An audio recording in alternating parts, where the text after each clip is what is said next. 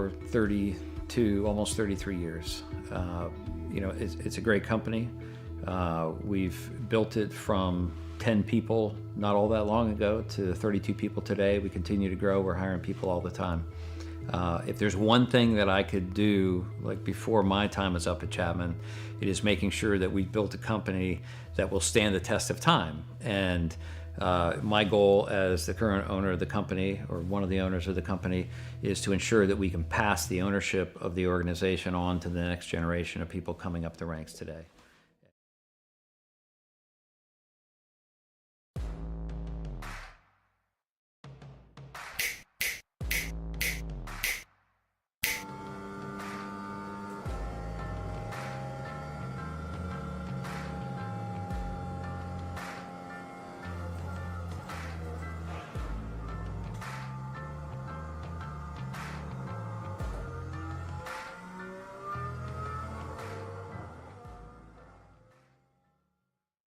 One area of our business where we impact the local communities pretty heavily is the school systems.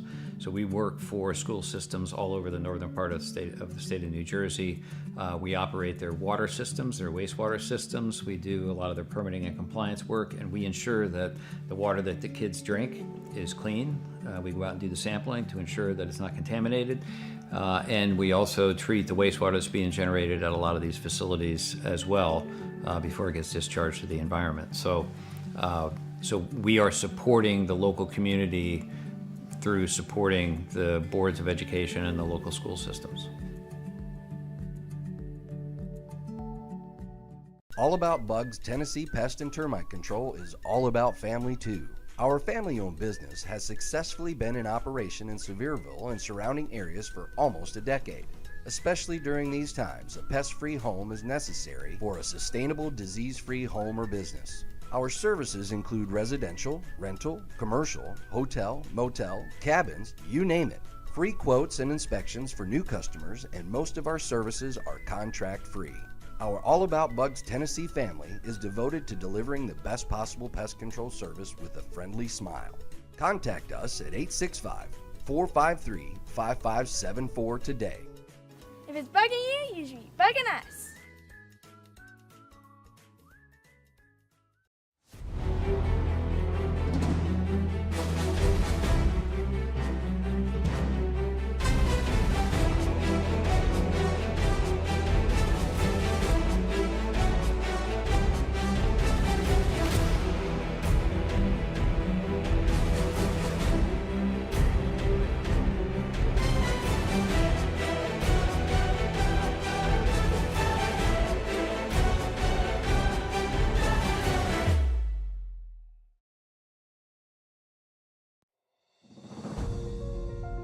Welcome in, everybody.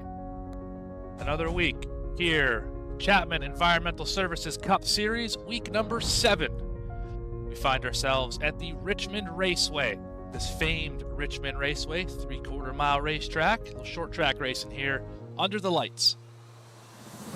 This race sponsored by Hershey's Cookies and Cream, brought to you by the Candyman, Daniel Holloway. We'll talk all about him tonight, driving the 21 machine. Up here in the booth, I'm Morgan Cook. Beside me, Alex Gagnon, filling in this week. Say hello, Alex. Pleasure to be here. Excited to watch some of this Chapman Environmental Services Cup Series action. I've been able to watch it a little bit, as a spectator. Now, first opportunity to try and bring the action here live in the booth with you. And the racing in this league is always fantastic, and I expect nothing less tonight. Let's move on. Talk about the stage. Richmond Raceway opened in 1946. 3/4 mile racetrack, like I said, 14 degrees of banking in the corners. They call it the action track.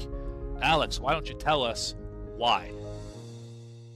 Well, yes, quite simply, it's a big enough track compared to some other short tracks where you get a little bit of pace down that back and front straightaway, but it is still a short track at the end of the day. There's not a whole lot of room to maneuver, and cars can get into trouble quickly here.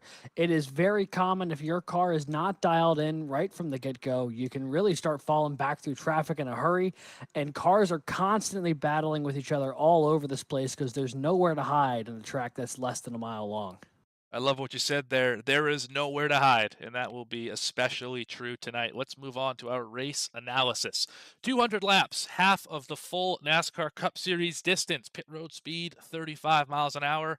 One of the most difficult pit roads to get onto in all of racing. This is a incredibly challenging pit road, and I would not be surprised if we saw a number of drivers miss pit road this evening. 5 tires available. You might just use all of them. 3 green white checker attempts, as always. Stage is at lap 35. iRacing fixed setup, as always, so it's all about the driver here tonight. On to the Yeah, points. and you really, Go ahead, I was Dubs. going to say, with that early stage, early opportunity to try and get that car dialed in. But then once that happens, there is no guarantee that you're going to have another yellow flag here the rest of the way. So any adjustments that need to be made or any sort of mental changes you got to change on your approach to driving here, you got to make in that opening stage. And discipline is going to be a key part tonight. Like I say, lap 35 out of 200 is the end of the stage. So you got 160 some laps to go on the same kind of run. So yeah, you need to figure out what you're doing. Quick look at your point standings before we go to grid. Jeremy Burns is your points leader, winner last week. Kevin Orlando Jr. is sticking right by him in second place. Gilbert, McDonald, and Erhardt round out your top 5 as we head over. Find out who your pole winner is tonight. Your Coastal Financial pole winner, Robert Rader. Coastal Financial. Our mission at Coastal Financial is to provide comprehensive financial planning solutions tailored to each individual's unique needs and goals, with the aim of empowering our clients to make informed financial decisions and achieve their financial potential. You can find us at coastalfinancial.com or on Facebook at Coastal Financial. Congratulations to Robert tonight, starting on pole. His third pole of the season. That's along right. with his first place start at Phoenix and Bristol. Terrific qualifying this season. The rest of your grid on screen. Robert Rader starting first, as we said. Travis Gilbert, his teammate, alongside. Tay McDonald will start third in the 29 machine. Trevor Keith starting fourth. Fifth will be Justice Murphy in the 12. Jeremy Burns, another Element X driver. Last week's winner, starting in sixth. 7th, James Loveland in the 02. Dustin Reinsettle alongside him in the 11. 9th will be Al Likens. And 10th will be Caleb Gilbert. Back in row 6, you've got the Candyman Daniel Holloway in the 21. Jeff Israel in the number 6 machine rolling off 12. And 13th, it is the 43 of Dylan Picklesheimer. And the 00 of Christian Resnick to his right side. Tyler Harrison rolls off 15th, and then the 18 of Jacob Saravich rolls off in 16th. 17th tonight is the 98 of Jackson McGeorge, and then in 18th is Carter Lins. And in row 10, it is Peyton Presley in the 7 and John Fike in the 10. 21st, Grant Thorpe in 77. Alex Forget alongside. 23rd, Parker Johnston. 24th, Nick Alves. 25th, Cameron King. Chris Nail, 26th. 27th, Trevor Erhardt. 28th, Christopher Berger. 29th, Devin Hudgens. And 30th, Kevin Orlando Jr. The rest of the grid will scroll along the bottom of your screen. Oh, sorry, we are one to green here, so we can carry on. Alrighty, and 31st, it's the 39 of Grant Turner. Michael Bennett, 32nd. And 33rd, Daryl Johnson. Sam Taylor, 34th. 35th, it'll be Nicholas Schell. And in 36th, Michael Call. 37th, it's Chris Schaefer. And in 38th, Chad Lancaster. And in 39th, Kyle Diaz in the 26th. Brandon Richardson in 40th. That is your grid this evening. We will go alongside our leader here. There we are. Pace lights are out. We're about to get rolling here at Richmond.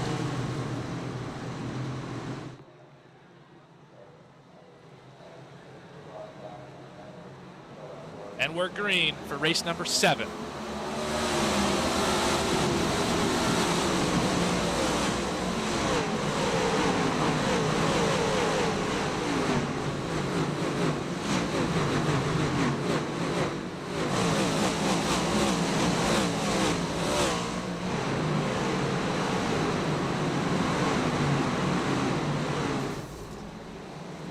Whoa, car in the wall.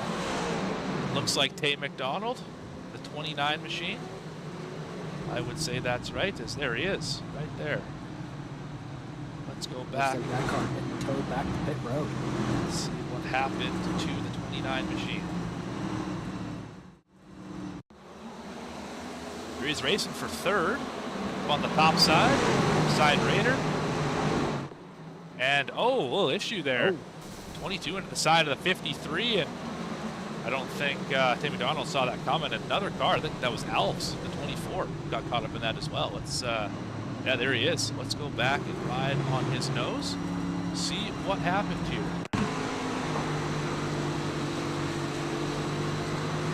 He's way back in the field from where this incident began. The incident happens up with the leaders. And a lot of cars have to try and filter on by once McDonald ends up in that outside wall. You see everyone trying to check up and slow down, and just no room there for him to get around.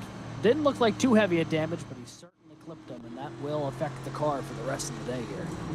Yeah, that you can see right there on the shot that the right front is pretty bent up, pretty wadded up. And that's going to be difficult for that machine to be any kind of competitive tonight. It's a difficult feeling when the race is essentially not over, but it's impacted really before you even start, didn't even finish the first lap. Yeah, and I mean, especially for the 29 and McDonald having to get that car towed back to pit road already. Really tough break after a really strong qualifying effort. Got him good track position to start this race, and within a lap, Dahl dashed, and he's going to have to try and work his way from the back of the field once again if that car can get back out on track. Looks like we had a couple of takers from pit road. The 49 there, Daryl Johnson also making his way off pit road here. Wonder if he got a little bit of damage with everyone checking up, or maybe just trying to get some service on that car early. We have a look here at Daryl Johnson. He's currently in 38th, so he is the first car one lap down currently. Not sure why iRacing has put him where they have, but regardless, Daryl Johnson there in the 38th position. You can really feel the size of this field here as we wait for Daryl Johnson to try and find his spot in line. It just felt like a never-ending stream of cars coming off of turn 2 and the 49 just trying to find his place to merge back in.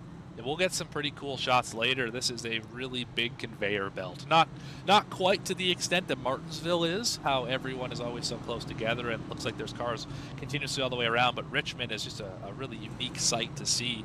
Cars all over the place, sometimes two, sometimes single wide, and everyone is driving hard and racing really hard. It's quite a sight to see from the blip cam. Looking forward to it when we get the opportunity to do so. I'm sure these drivers are looking forward to the opportunity to start trying to put some green flag laps down here in a minute. With a field of this size, you can't be overly shocked with an early caution here. The goal is always to try and keep those at a minimum in the early going and try and see what your car has here before you hit the stage break. Now we come to the choose cone rule, and Alex, are you familiar with the choose rule? You know what's going on here? Absolutely. Choose rule, I honestly think is one of the better rule changes in stock car racing over the past few years here. Although it's not too often you see an iRacing league actually use it, so it's cool to see them going out there and using the choose here tonight. Going to shuffle up that order a little bit. First time I've had the privilege of calling a series that is using the choose rule, as a matter of fact. So as you've probably noticed, the start-finish line where it crosses that yellow line on the apron, that is the choose area, and it will be for the rest of the night. And in fact, the rest of the season, most tracks have a choose. That box exists at most racetracks. You do not want to cross over that box with any part of your car. You have to be clearly inside or clearly outside, or else you will incur a penalty. In the race, that penalty is a EOL. If you're caught to have done that after the race, you will get your position stripped. Just ask Tay McDonald at Daytona. Yeah, that's it was certainly a tough break from the start of the year with that non-finish at Daytona due to going over the choose cone. But just goes to show how stringent they are with making sure that everyone's going high or low around that thing. And everyone, I'm sure, got the message after that to make sure that you clearly pick a side and don't try going over it. A racing league that enforces rules. How novel. How novel indeed. Anyway, here we are coming back to our first restart of the race. Raider on the bottom, Gilbert on the top.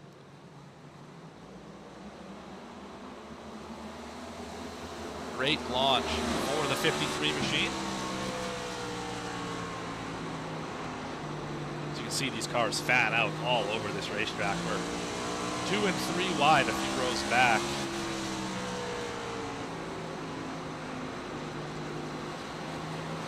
It looks like Raider got some good separation there from Gilbert and Murphy, but behind them, I mean, it is just an absolute hornet's nest trying to settle out these positions here on the restart.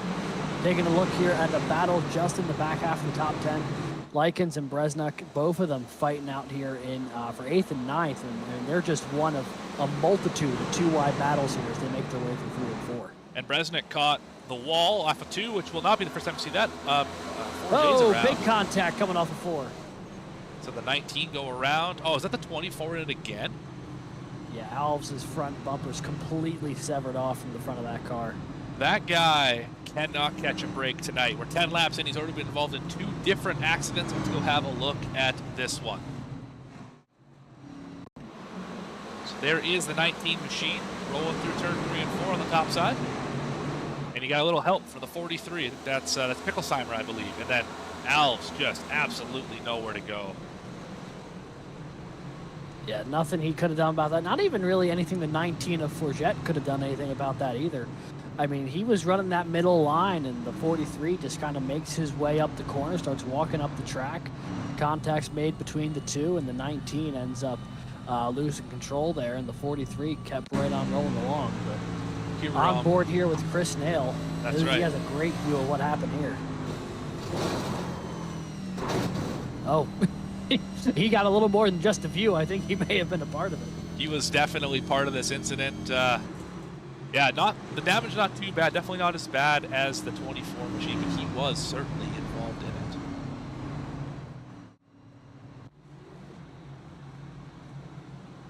A lot of takers for pit road this time. We're basically twins up here in the booth, folks. We say exactly the same thing at exactly the same time. Chemistry. It's we're working on it up here, but yeah, on pit road, Schaefer, Forget, Peru, Alves, Nail, Hudgens, Johnson, all drivers who were involved in that last incident are on pit road currently, and they will likely be able to keep their laps. Where is Mr. Raider? He is just coming off of turn 4, so if they hustle off pit road, they should be fine.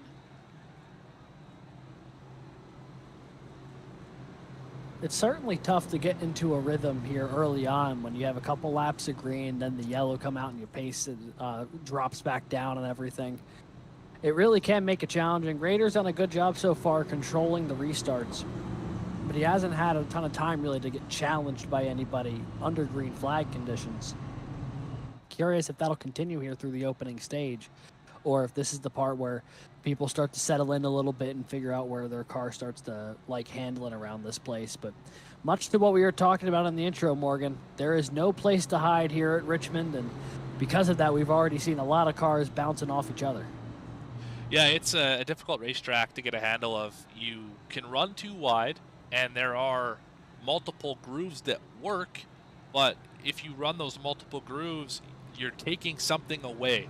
If you're running the bottom, you're going to have to really feather the throttle on the exit because you can't use the whole racetrack. There's a car there. If you're on the outside, you could get run up into the wall. You can't get as good of a center or entry as you would on the bottom. And it's really a give and take. And there's not enough give right now, a little too much take at lap 14 of 200. Yeah, but also in that same vein, restarts are the best time here at Richmond to try and make your move. So while everyone, I'm sure, is cognizant of the fact that, you know, it's dangerous when you're running 2-3 wide in some of these places and a track that's not super wide, you know, when everything starts to fan out, it's going to become infinitely harder to pass. So a bit of a double-edged sword of how aggressive you go on these restarts versus weighing the fact that it is, you know, lap 14 and we still have a long evening ahead of us. Yeah, one of the things you can do to pass cars here once you get a green flag run is tire wear is insane at this racetrack. And if you don't drive it right, you don't drive it carefully on the right front, easy on the right rear as we check up hard for the choose here, you will have issues later in the run. And if you're smooth, if you're calm, if you're fast, you can work your way up through the field just by having better tires, even if you pit it on the same lap. And That's what makes drivers who run really well here good here, is the ability to save tires and still put on competent lap times. Robert Rader is one of the best at it. Yeah, you put this thing on pole, and I'm curious when we get one of those longer green flag runs to see what his long run pace is. We know he's got that short run restart launch that he needs, but will he have the long run pace to match it should this thing stay green for an extended period of time? That is the question. The other question I've got here as we get one to go before the restart is now you've got the 12 of Justice Murphy up on the front row, when last time around it was the 22 of Travis Gilbert. So new challenger up at the front of the field here against Rader. Going to see what he can do on the outside. That's right. This racetrack is one of the ones that is the worst for the second place driver on the restart, because they're turning the wheel as they're trying to accelerate, and the inside line is a shorter distance. So it's an awful place to restart. We'll see if Murphy can do it justice here.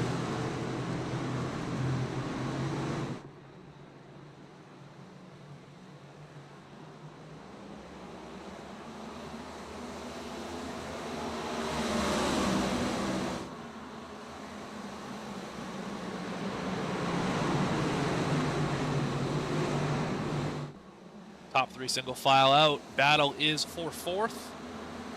Trevor Burns on the outside. Trevor Keith on the inside. Couple Chapman environmental cars.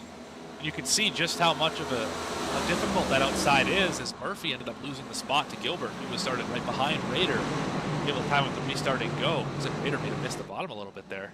Battle for the lead. Oh, we're wrecking in the back. Boy, big contact for the 54. Oh, no. Oh, that's a land 15 rush. with him. Oh, and it's going to stack up and basically close off the entire backstretch. Oh, geez. That's most of the field had something to do with that. But let's go back and have a look at what has been another example of a awful season for the 15 machine.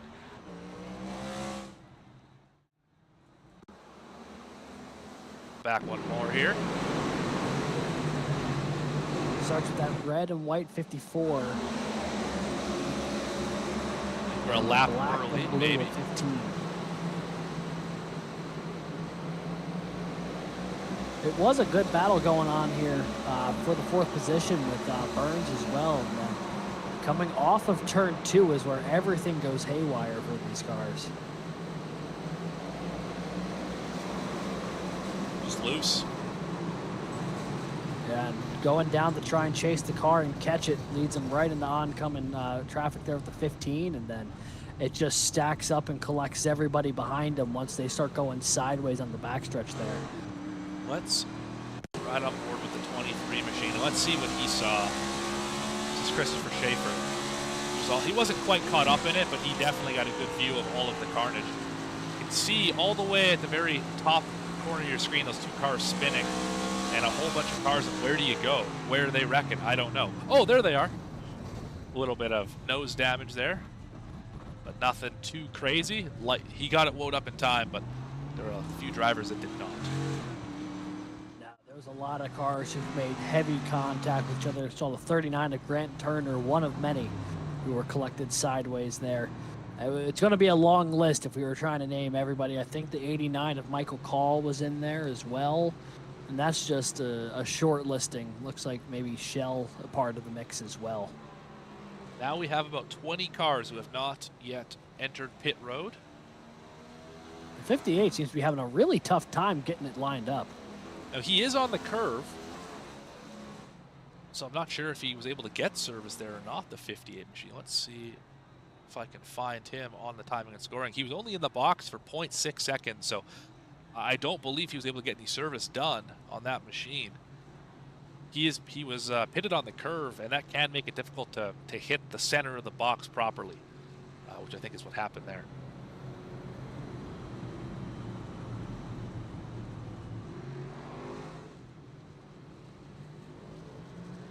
Well, we are about 2/3 of the way through the opening stage, and a lot of it has been done under yellow.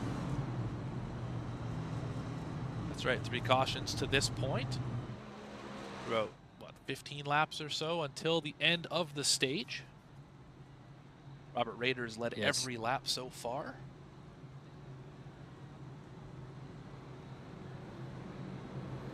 Maybe not the most racy way to lead the opening 21 laps of the race here, but I'm sure Robert Rader ain't going to complain too much. He's been in control from the jump, and every time there's been a restart, he's been able to get a good launch on that inside line and hasn't looked back.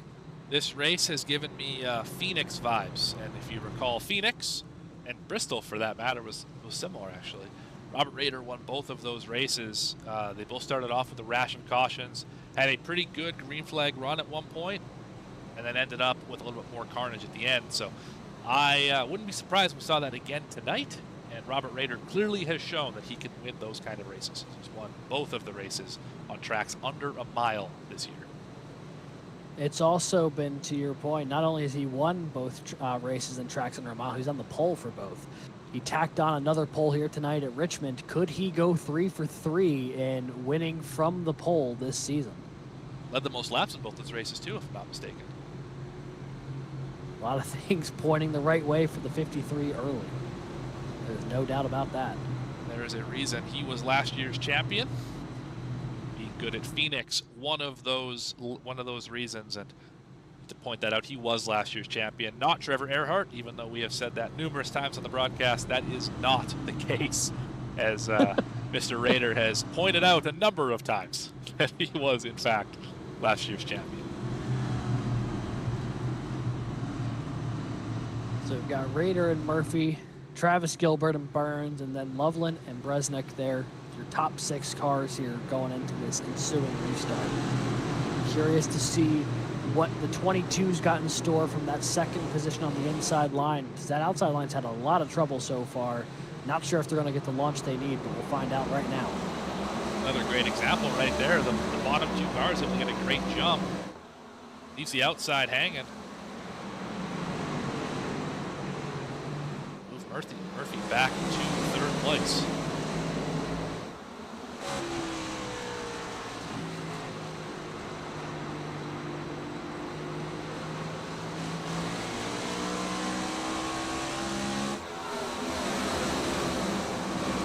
Five laps down, we've got a battle for the lead. Gilbert's to the inside of Rader up front.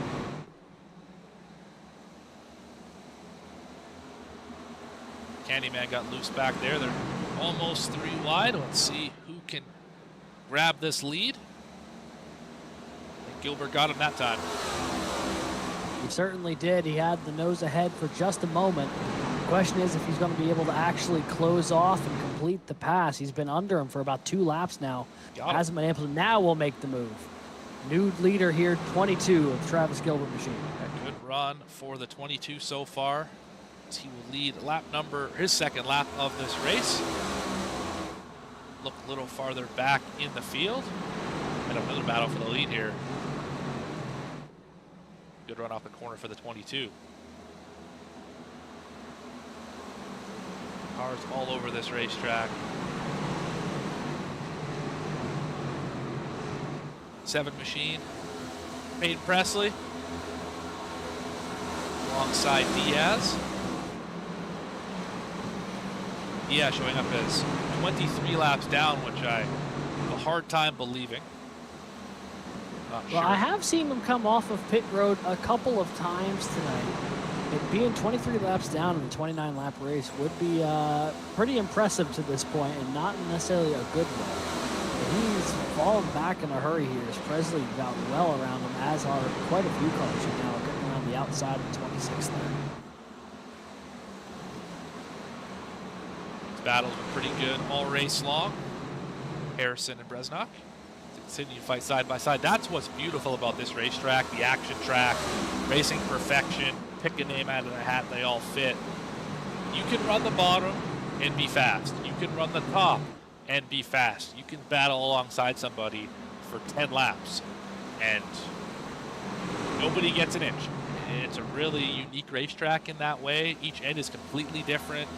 Each line is favored at a different point in the corner. It's just a great racetrack. There's a reason why everyone loves this place. Or hates it, but mostly loves it. With the 45 of Tyler Harrison there, he'll get around the 00, and now the 66 of Lynn's looking to follow him on that high side. It worked for Harrison Lynn's thinking it could work for him as well, and then lurking just behind him is Sirkovich, sitting there in 9th, watching the action unfold directly in front of him here. Here's a good onboard shot, all about Bug's machine. Just trying to find a hole here. No caution is out on the speedway. Which will induce the stage break. Anytime there's a caution within 5 laps of the scheduled stage distance, that is the flag that they will determine to be the stage caution. So the 22 of Travis Gilbert will be named the stage winner here in the Cookies and Cream 200. Let's go back and see if we can find what caused this incident. Oh, there is the 8 machine sideways up against the fence. I am going to say that's probably a safe bet. That's where the caution was.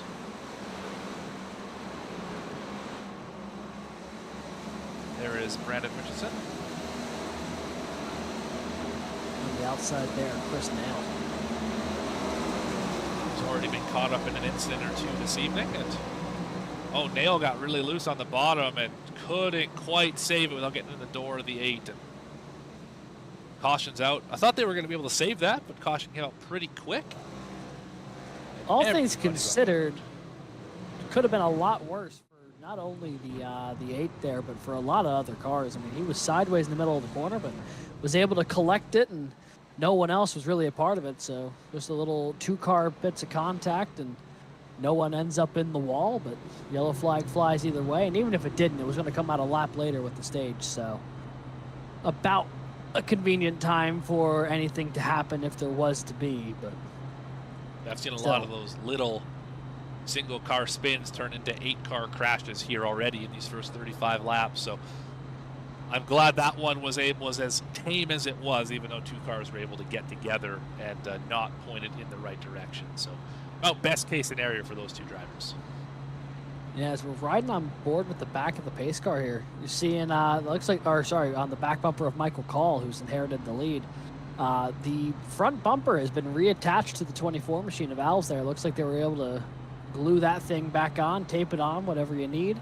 So he's at least got that piece reattached to the car here. I've seen that front bumper come off, I think, twice already tonight. Let's hopefully he can keep it attached the rest of the evening. I know he's hoping the same thing. It's hard to drive fast here without a front bumper on that machine. It does tend to help just a little bit. Just a little bit. But your top 3 right now, Michael Call, Grant Turner, Travis Gilbert, who was the stage winner. Robert Rader is currently in 4th after starting on pole. Justice Murphy is 5th. Jeremy Burns in the 9 machine, last week's winner. 6th place, James Loveland in the 02, 7th. Tyler Harrison on the 45 machine is in 8th. Christian Bresnock fighting that 45 all night so far in 9th. Carter Linz, the 66, is running in 10th.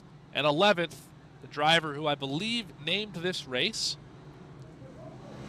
Daniel Holloway, the Candyman, as they say, driving the Hershey Kisses machine as always. Seen this car now 7 times, no difference on the paint scheme.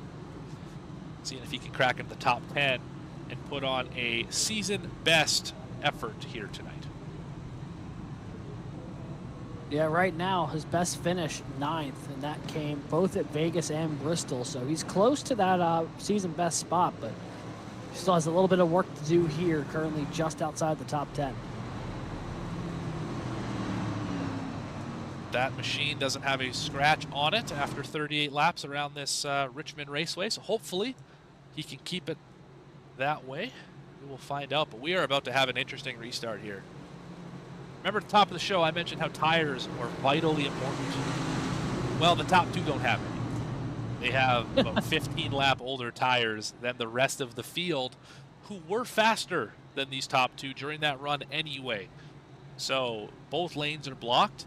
I have no idea what to expect here. Maybe some 3 wide into 1, maybe moving drivers out of the way, but those top 2 are not going to launch great. Also keep in mind, this is a curved front stretch. Hard to get the power down when you're turning the wheel a little bit and everything's off balance, so you could see a little tire spin from these top 2. If I'm anyone who's concerned right now, the 53 of Robert Rader should be very concerned with the situation that you just outlined of the outside car not having a great launch so far tonight on these restarts, and the 39's on old tires, and the 39 was caught up in that big wreck, that second caution of the night, so that car isn't even 100%. Really curious to see if he's going to be able to launch with the 89 here. The answer is no. Not even close. The entire outside line got really checked up. The 53 will dive to the bottom trying to go under the 39, but 2, maybe 3 cars on that inside line will get by the 39 here before they even get into 3. You can see just how hard the 53 is trying to work to the bottom around the 39. Car's loose off the corner, but I'm surprised Michael Paul was able to keep it up at the front as long as he did. So we have a battle for the lead right there. Travis Gilbert going back to the point.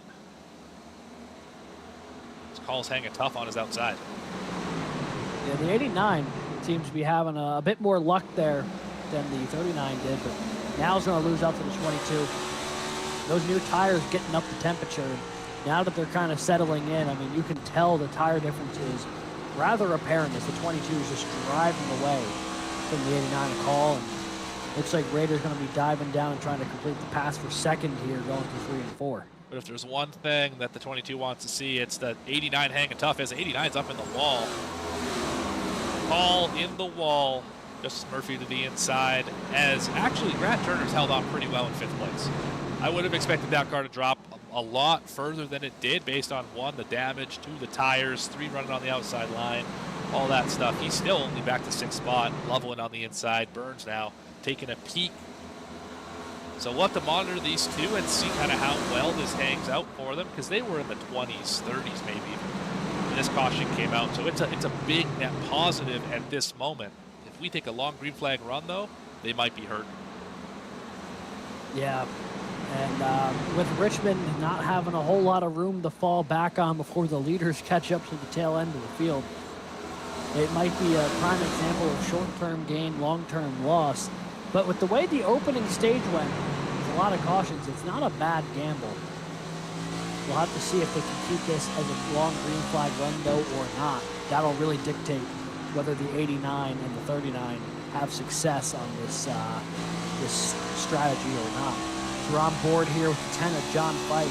He is going to try and drive it in deep here, watching this battle between the 66 and the 00. The 39 now right in the middle of it as well. And we saw John Fike pop the wall off of turn 2 a few laps ago. Really easy to do here. That may be one of the easiest walls to make contact with outside of Darlington, South Carolina. Paul's in the wall again off of turn 4, but off of turn 2, that wall comes up so quickly. We'll see it here off the nose of the 89. It's just right there, so fast. If you miss the corner a little bit, you throttle up too soon, you will find out how hard that wall is, and it'll pancake the right side of the machine. Yeah, and you can only afford to have so many of those before it starts doing real serious damage to the right side of the car. You know, you might be able to get away with it once or twice since the speeds here aren't too great. But, you know, you start doing it any more than that, you might start looking at some terminal damage to those toe links on the right side. That's right, the toe links are fragile. That's why they made them that way, and you can absolutely find yourself with a bent toe link and 8 minutes optional repairs in the pits. 4 cars up to the fence. 3 wide almost into turn 1. Not advised. Oh, that was a low entry by the 14. I thought that was going to be car around number 6. Not the case.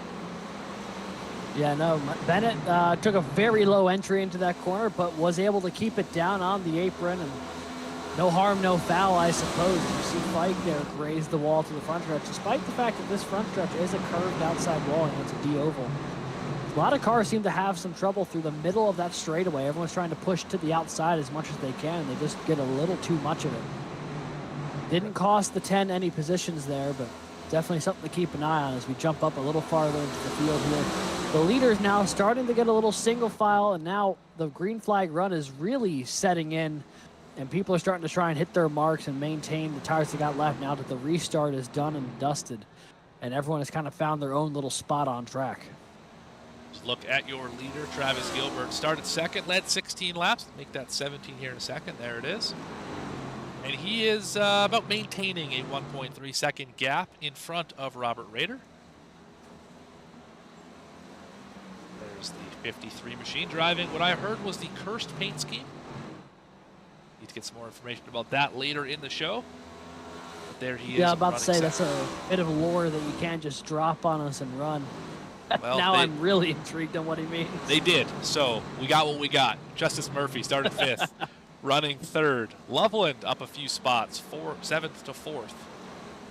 Jeremy Burns doing his Jeremy Burns thing, waiting until the end of the race. He is running 5th, up 1 from 6th.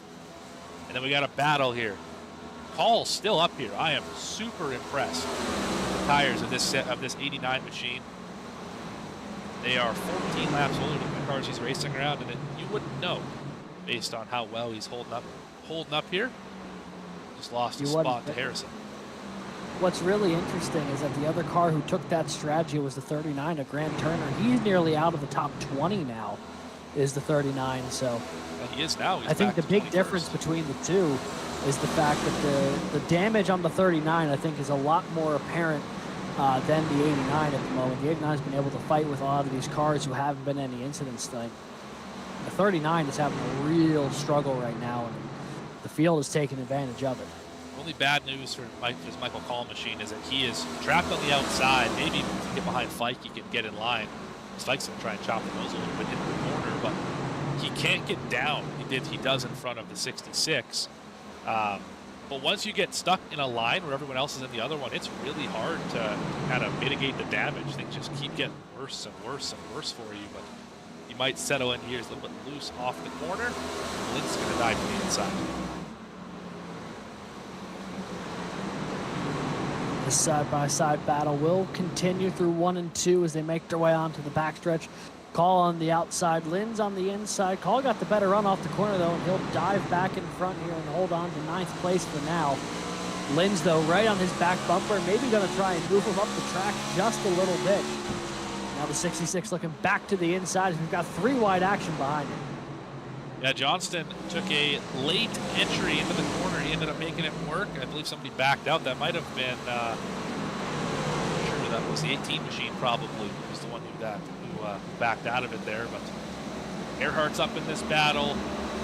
We got 2nd place in points, Kevin Orlando Jr. in this battle. He's had a lot of work to do to try and make his way toward the front. Orlando Jr. started 30th today. You see him bounce off the 48 there a little bit and take that position away. He's now up in the 12th. He's up 18 places from where he started. He is on a really solid run here, trying to work his way up toward the leaders. There's a reason he's 2nd in points, and it's nights like this where he's just able to put his head down and go get it. We have a look back here through the rest of the field.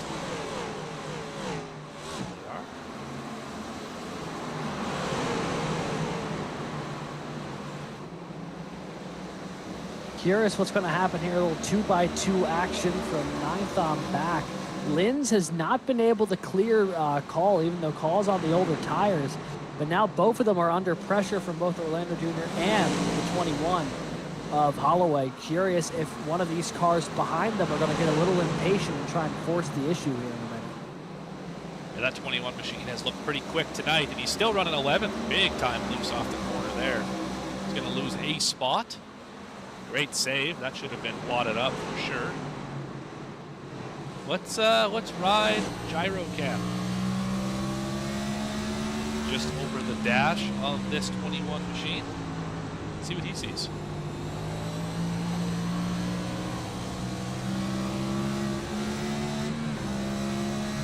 Shifting at this racetrack.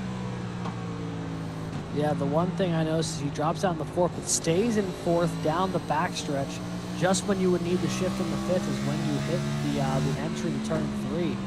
So he just leaves it in 4th down the backstretch and through turns 3 and 4, and then we'll pop it back up into the 5th once you get onto the front stretch here. Get as much of a run as you can, but even once he shifts in the 5th, he's already getting off the throttle because you need the shift back down through the corner. Curious if everyone else is going to be shifting up the 5th here, or anyone's going to try and dare challenge it in 4th, and then just really start heating up that engine. Well, I think there's one driver who's probably a good benchmark, and that's our leader. Let's see what he does. 5th gear out of turn number 2. I think he's 5th gear all the way around this racetrack. Interesting. Yeah, he'll leave it in 5th through 3 and 4. Let it work its way up through the RPMs down the front stretch, and then he'll just ease off it going into the corner, but does not seem like he's dropping it down in the 4th. Could be the faster way around, or could be a little bit of a fuel saving measure here. A little bit of lower RPM, a little bit of less fuel that needs to get burned up lap after lap. Could be trying to think the long game here already. I would also point to not with lower RPMs, that means less rotations of the tire.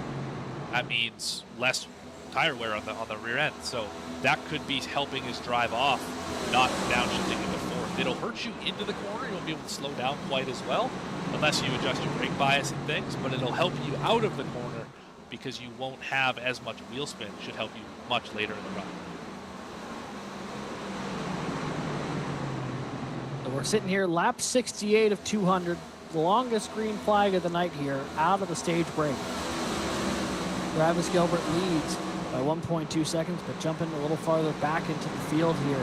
Still plenty of action to be found all over the place. Jeffrey Israel here, currently scored in the 18th position, and he is, I mean, you've got a pile of cars both in front and behind in the 6th right now on the offensive and defensive at all points in time on this racetrack right now. And we got a lot of drivers working really hard here. Good example of that is Trevor Keith, and there's a look at the man right there. Driving that 15 machine, he had some issues early in this race. See all the work he's got to do in front of him. Candyman getting a little tight in the center, holding up traffic a little bit. You just hear the off the corner how much he's pedaling the throttle here, trying to keep it from spinning out.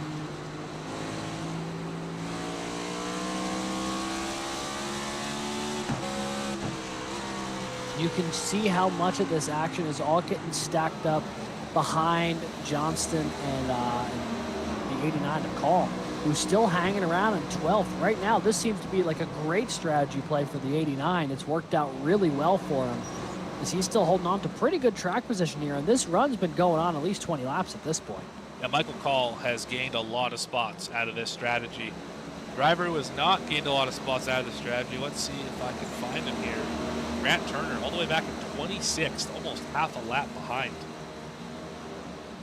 At this point, he's probably back to where he started, but now also on 15-lap older tires than the rest of the field. So I respect the gamble. I like the idea behind it.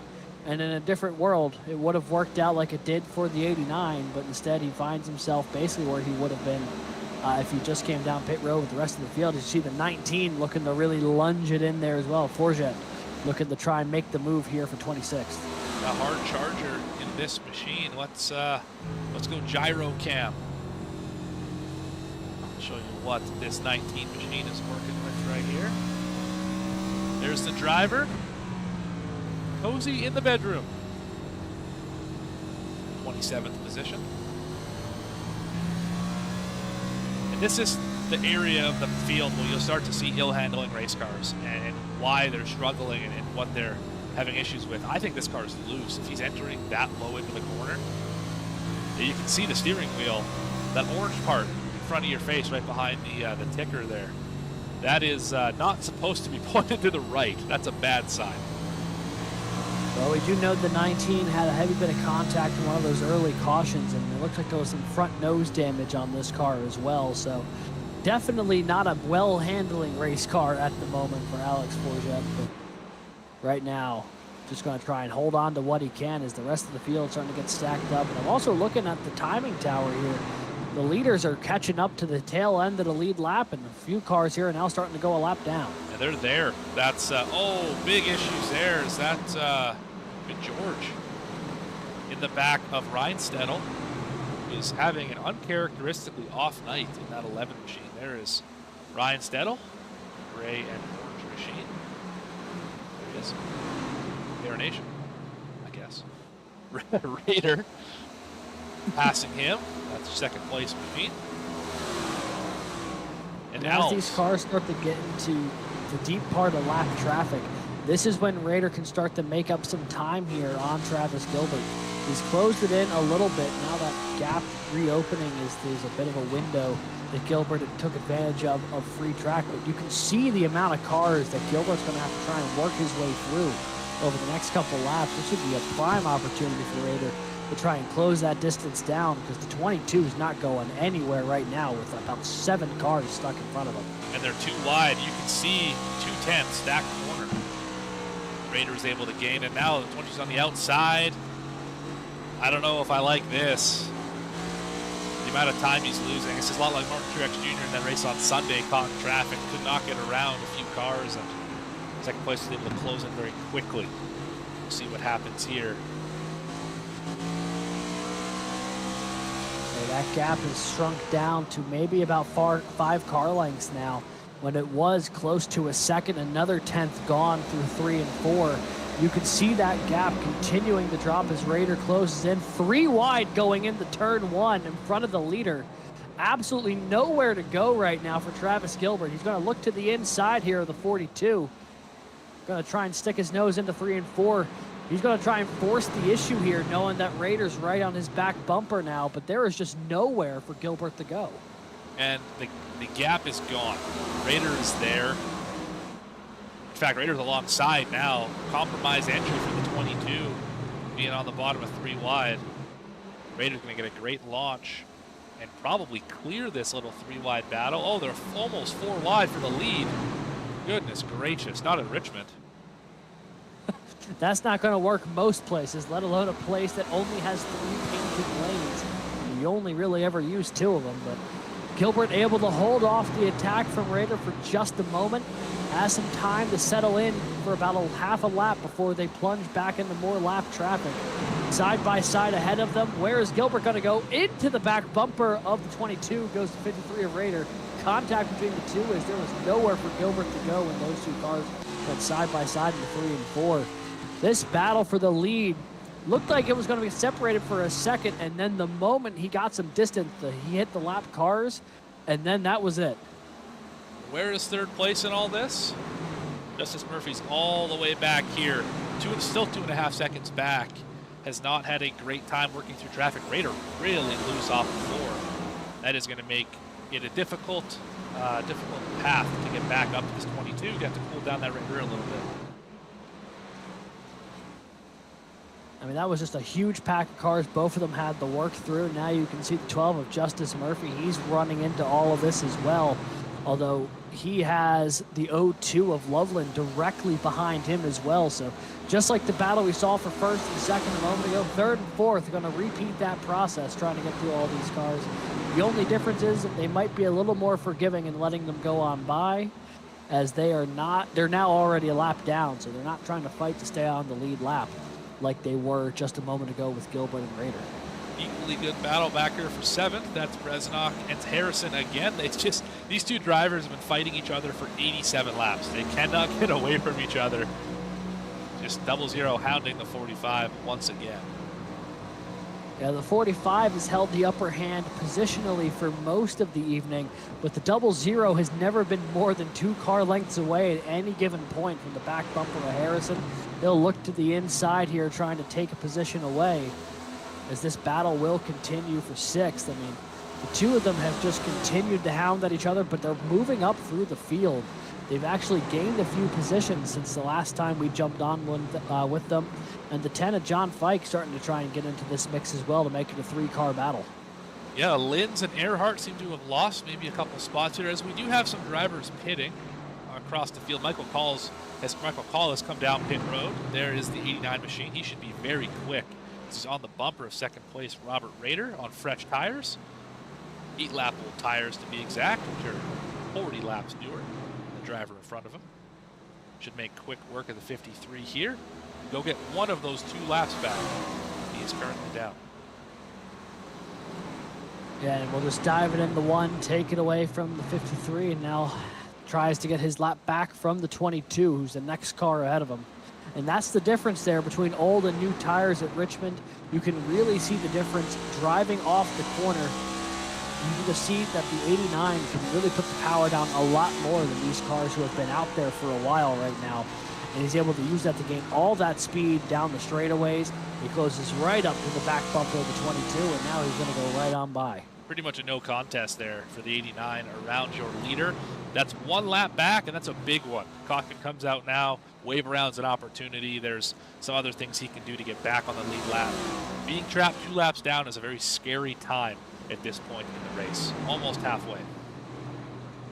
Yeah, certainly is. We're on lap 92 here of this 200-lap race, just about at the halfway point. 22 cars remain on the lead lap. As you see the 48 there of Johnston pulling down pit road to get service done. The pit cycle the is green flag pit cycle may be kicking off. Well underway, this pit cycle is. Again, we're pretty much twins up here, Alex and I. We really are. We know what we're talking about, and we say it at the same time. That really shows that we know what we're talking about, I think. And Picklesheimer also coming down. I certainly hope. We'll sort it out eventually, folks. Don't you worry about it. I think the 14 maybe. Oh, just a good battle here with Al Likens. That's 16th position. You got the 7 of Presley directly on his back bumper as well. All these cars fighting for position here. Quite the grouping here. You also got the 84 of Hudgens in there. The 8 who has rebounded pretty well in Richardson. I mean, they're all kind of duking it out here in the back part of the top 20, looking for anything and everything they can get. A lot of points up for grab in these this couple second gap here. And this is the area of the race where if you just pitted, you are really nervous. You got fast cars catching slower cars. You got slower cars trying to hit pit road. You got the leader working through traffic. Tyler Harrison's on pit road. So is Ryan Stedel. You really don't want to caution unless you're maybe first or second, because half the field right now, up to 20th, Tyler Harrison, who just pitted, is a lap down. Last car on the lead lap currently is this 23 machine. And you can see behind him, not too terribly far, is your leader. Michael Paul has got around them. Yeah, I mean, and this is, the last car on the lead lap who hasn't come down pit road yet, but a lot of these cars still need to make another stop here, so they are losing valuable time and ground to those who may have already come down pit road. The only saving grace is that you do lose some. Oh, the caution's out. Trevor Erhardt, I think went for a spin. Boy, maybe did missed. you speak? Yeah, maybe missed pit entry here. I'll say, I think you just spoke that potential caution into existence by saying how devastating it would be to those who just came down. Well, you know what they say, Carter Lentz. Hashtag blame Morgan. Yes, definitely just a little bit loose on the apron and then overcorrected. And because he had a nose on the racetrack, that is going to be a iRacing caution. Sorry, everyone. It was interesting, and I ruined it for you. So apologies, and I'm sure the hashtags will be flying after this race. Light them up, chat. Yeah, I mean, if he doesn't overcorrect that car and the car just spins out to the inside, I'm sure it's not an issue. But we got a battle for the lead on pit road here. The 53 and the 22 both making their way down. The 53 of Raider was right on the back bumper of the 22 on pit entry. This will be a critical stop for both of these crews to see who can get out there and re-inherit the lead amongst these two drivers, two of the fastest in the field tonight. This should be an interesting thing here. It'll really depend. Whoever wins this race on pit road, I think is going to control this race for a good amount of time. 22 has been fast. The 53 has not been far behind at any point tonight. As the 53 got it. pole winner, that first pit stall so important, especially here. Yeah, it looked like it was just a bit of a slower stop for the 22. He got the right sides up significantly earlier than the 53, but the left sides were only a hair ahead. And the whole pit box behind, even though they dropped almost simultaneously, just had more distance to travel. Yeah, it was half a second faster for the 22. Sorry, for the 53. Half a second faster in the box. Another 0.2 faster just in general on pit lane, rolling pit lane. So good job by Robert Rader to go get the lead. We'll see if he can hang on to it as we have this is going to be crazy. We got wave around cars, lap down cars. I don't know what to expect here. We should have Rader and Gilbert lead the field to green, but they will catch traffic quite a bit faster than they did before. There's going to be a ton of cars who go around the pace car here in a minute. Should bring the 53 back to the lead, to my understanding. But we've now are hitting the halfway point of this race. 100 laps down, 100 laps to go. Let's do a quick rundown through your field. So your leader here is the 53 of Robert Rader. Travis Gilbert running in second, led 64 of these opening 101 laps. Justice Murphy is third. Jeremy Burns fourth. James Loveland. John Fike gained a few spots from 20th to 6th. More than a few, some would say. Christian Bresnock up here in the 00. Carter Linz, the 66, is 8th. Daniel Holloway, the Candyman, sponsor of the race, is in 9th. Jacob Servich is in 10th. Grant Thorpe, Trevor Keith, Jeff Israel Jr., Trevor Erhardt, who was the cause of that last caution. Actually, probably a good break for that 41 machine. Peyton Presley, Michael Bennett, Al Likens, Chris Schaefer, Daryl Johnson, and Brandon Richardson are your top 20. Drivers who got caught up under that that incident. Oh, we got the choose happening here, so it's going to look a little strange, folks. It's okay. Tyler Harrison was up in the top 10. He got caught out with the pit strategy. He will be well back in 22nd on the lead lap. Other drivers who caught a tough break there. Kevin Orlando Jr., the second place in points. 27th matches the car number. He was caught out under that strategy as well. Parker Johnston, as well. Justin Reisettle's not had a great night. He's 3 laps down and parked on pit road. It's a quick rundown through your field. The entirety of the top 19 are on the same tires. We have to go back to the 8 in 20th. And Michael Call, of course, are on a different tire strategy. 68 and 24 laps on their tires, respectively. Everyone behind them is on a wave around situation. So their tires are, I don't want to say irrelevant, but they are laps down.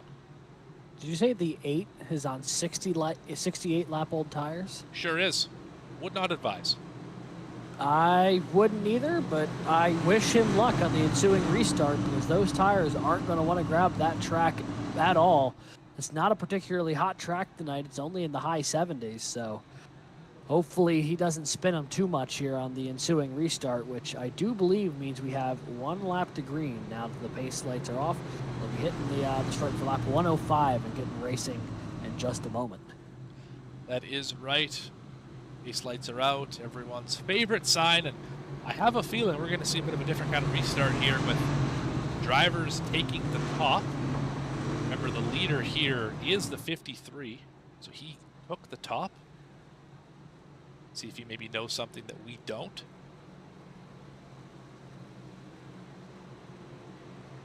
Roll down the backstretch into turn number 3, and yeah, we're going to be all the way up against the fence. This is atypical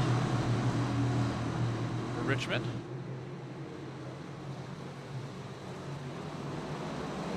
Great launch, nonetheless, for 53. An interesting proof of concept on how you can hold on to the lead there from the outside line. Curious how everyone's going to materialize that information if there's some late race restarts, knowing that you can get either side to work. It just depends on if you get a good jump. Also a IndyCar style restart, which I think is interesting. You don't see that usually on this side of things. Almost back to the single car restart or single file restart days where you go up against the fence, no one can get around you. Just not something I was expecting to see at Richmond in this series. Yeah, of all places, Richmond. 3/4 mile short track. Not really the home of IndyCar racing or IndyCar style racing. There's a little bit of a clip at the wall there for the 6 of Jeff Israel. Jeff Israel has not had the greatest of seasons. Oh, no. The 15 of Trevor Keith, very sideways. I guess that car's still pointing the right direction. We stay green, but he just lost out on a ton of positions as that car stepped out on him in 1 and 2. I don't think there's a corner of that machine without a scrape on it. And some of those, not his fault. Some of them, well, you be the judge. And there, he's got some brake bias issues. Something's for sure. broken. Yeah. Oh, there goes Erhardt around. 41 has. Well, that might have actually just saved the 15. There is Erhardt. 41 though, that his race has really fallen apart in the past 10, 15 laps between missing pit road about 15, 20 laps ago, and now spinning out here in 1 and 2. Unassisted really by anyone else. He just drives in a little too deep and the car snaps on him. So what I think that was, and I think the same thing happened to the 15 in the same places, when you're on a long run here, you're going to want to be, and 24 hit him again. 24 is just really not having the greatest night here tonight. But especially when it comes to avoiding wrecks that happened in front of him. Yes, it's a difficult thing, and I wouldn't even call that ARCA braking. That's he just clipped a couple cars, and yeah, tough for the 24 machine. But what I think happened to cause that is when you're on the long run and you start working the right front tire and burning it up, the car doesn't want to turn into the corner. How do you help it set for the corner? More rear brake bias. Make it turn more with the brakes. What does that not help? When you put tires on it, you're too loose. You go into the corner and just wants to swap ends. We saw it to the 15 twice in 2 laps. We saw it to the 41 as he goes all the way around. I think that's a really good analysis of what happened there. That was pretty crisp, and I learned a lot. Well, and I'm not trying to. I know that comes across a little sarcastic, but I'm being like dead serious. Like that was incredibly informative, and I appreciate it. Well, Richmond, not quite as well as Robert Rader Richmond's, or Travis Gilbert for that matter, but I do dabble at the old action track here a little bit. And fun racetrack, it really is. If you own iRacing, if you ever get a chance to drive at Richmond Raceway and in any game, any sim, I highly recommend it, as it is a very fun racetrack to do so. And yeah, it's been good stuff. Run many league races here and done okay. Run some officials and been less than stellar at this racetrack, but that's okay. I believe I once said my car belonged in a junkyard at this racetrack. I'll say the last time I tried running Richmond in a league race, I went the way of Tay McDonald down there at 40th, 110 laps down. Yes, speaking of Tay McDonald, not a good outing. He is no but longer he here. after that lap 1 incident, that car was destroyed to a point where they haven't put it back out on track. So the tough times continue there for the 29. Second race of the season where he'll, or I guess third race of the season where he'll finish below 35th. Also, he's been a real feast or famine. 4 top 10s and 3 DNFs. That's right. Also having a tough race. Sorry, I'll get it out eventually. I'm sorry, Alex. Caleb Gilbert in 39th. He's 16 laps ahead of Tay McDonald, but he was caught up in one of those later incidents. Kyle Diaz in the 26, that Domino's machine we're also used to seeing, and Chris Nail in the 88, all out of this race, 25 laps down or more. Nick Alves, we've mentioned him a few times. He's just trying to soldier on. He's 10 laps down, really just hoping for something to break his way. Ryan Stedo in front of him, 6 laps down, also just not having a great night. Berger, McGeorge, King, Turner, and Forget are your bottom 10 in this race. All just really hoping to get out of here and on to next week, which I believe is an off week. So I'm not sure where they are after that, but they're looking forward to it. Yeah, after the bye week, they head to Texas. So gonna double the size of the track and hopefully double the size of luck that he'll have here. Well, everything's bigger in Texas. No doubt about that. But lights are back on for the pace car, so I guess they'll give it one more go around here. I was just about to say the lights are off on the pace car, and as I was starting that sentence, they flipped the switch, and we'll probably do one more pace lap here and try and get this thing rolling on lap 115. Well, you were right, and then delayed green. Not sure what happened. Maybe somebody stopped on the racetrack, or admins added a lap for whatever reason. But now the lights are out, as you pointed out. But Rader's going to go back to that high line. See if he can get a good launch into turn number 1. I find it curious that this time around Gilbert goes with them on that high side. So after the inside line was the dominant place to be in the early restarts here, now the top 2 cars go to the outside, and that'll leave Justice Murphy now to the inside with Jeremy Burns. Both of those guys, pretty quick cars. Curious to see if they can make that bottom side work like we've seen so many times in the early going here, or if the meta has shifted up the track a little bit, and now the 53 could wheel and deal. green here. Good launch for the 53. Decent launch by the 22 behind him. John Fikes up in the 5th position here. Good run for this 10 machine. As you can see, the 22 got a battle. Murphy on the bottom. Side by side into turn number 3.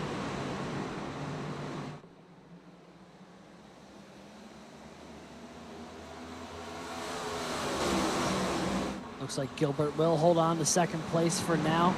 Murphy will settle back into 3rd with Burns on his tail, and then from there it starts to really fan out behind him. Bikes out a lot of traffic, a little bit of contact deeper in the field as they go 2x2. Big slide there for the 18, I believe, of Saravich. He is battling hard there with the 21. Oh, these cars really bouncing off each other on this restart there. Holloway and Saravich duking it out. I think the 6 gave him a little bit of help into the corner, I think is what happened there. And saw the 6 go all the way up the racetrack. 18 with a big slide and great save to knock it into the back of the car in front of him and keep it all pointed in the right direction. But they both lost a bunch of spots. They're back to 10th and 12th, respectively. And it'll be 2x2 on back through there. Thorpe slowly but surely making his way up through the field. He didn't have a great qualifying run, but now has found himself in pretty solid position here in the later stage of this race, up into the top 10, I think, for the first time tonight, just ahead of Saravich and Bennett. 77 having a pretty solid run as they go, trying to build off that 11th place finish he picked up last week at Coda.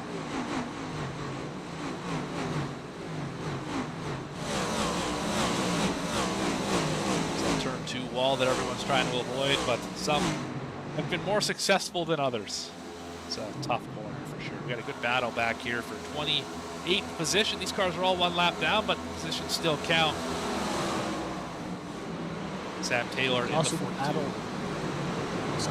It's also the battle for who can get on the free pass situation. Right now it is Kevin Orlando Jr., but a lot of cars all 1 lap down who are going to really try and fight to get their lap back if they can help it. And 80 laps to go, not time to give up yet. No, plenty of time, especially with the, and speaking of which, caution's out. That'll give the 27 the free pass.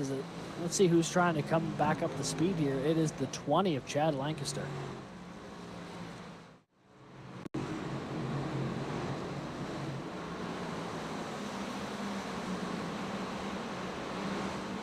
Drive it into the corner here. He's tailing the 36 of Berger.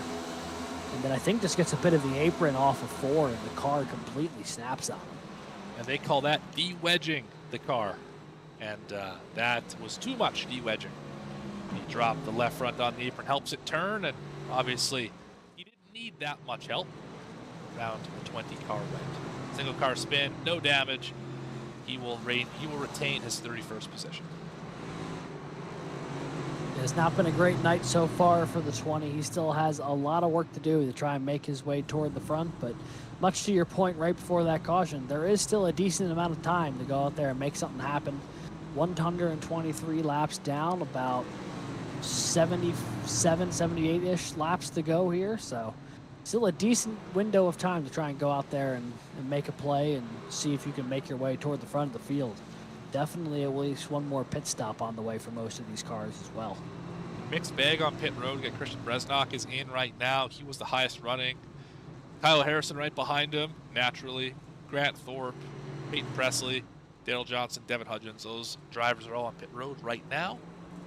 See what they have for us here, as they're going to have about 20 lap fresher tires in the rest of the field. Erhardt, Call, Schaefer, and Picklesheimer all have about 12 lap newer tires than your top 10. So we got 3 different distinct groups of tire strategy.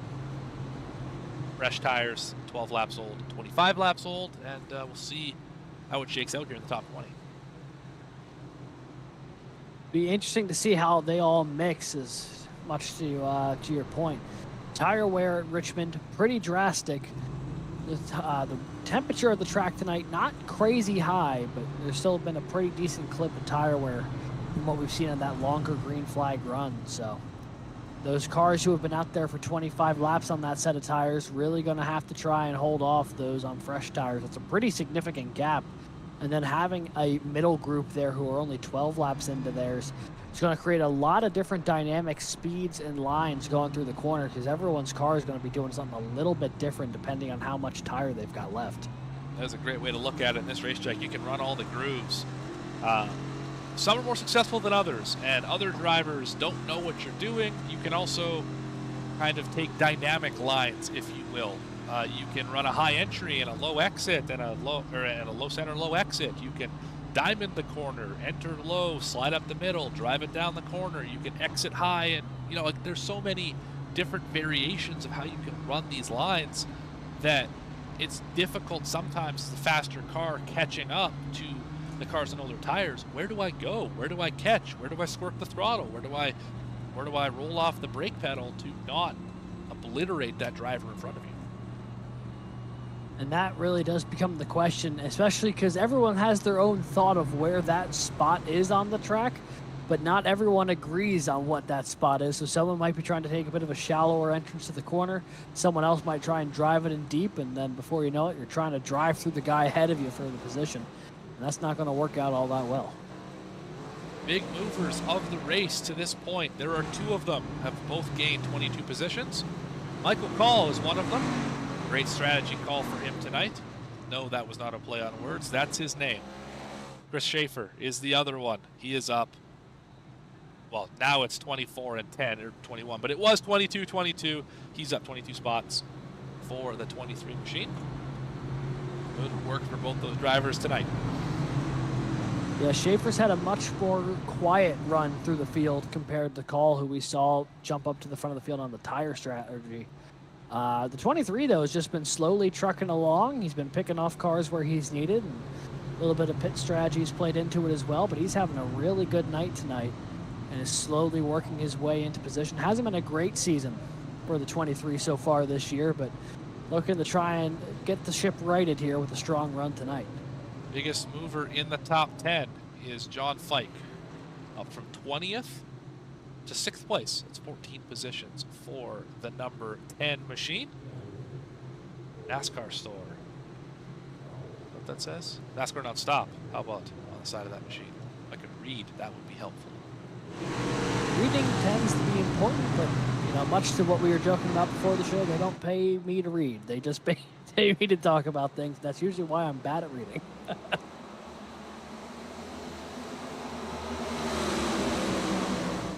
That was the best restart the inside's got all night. Murphy timed that up really well, and he is there, the back bumper of the leader, Robert Rader.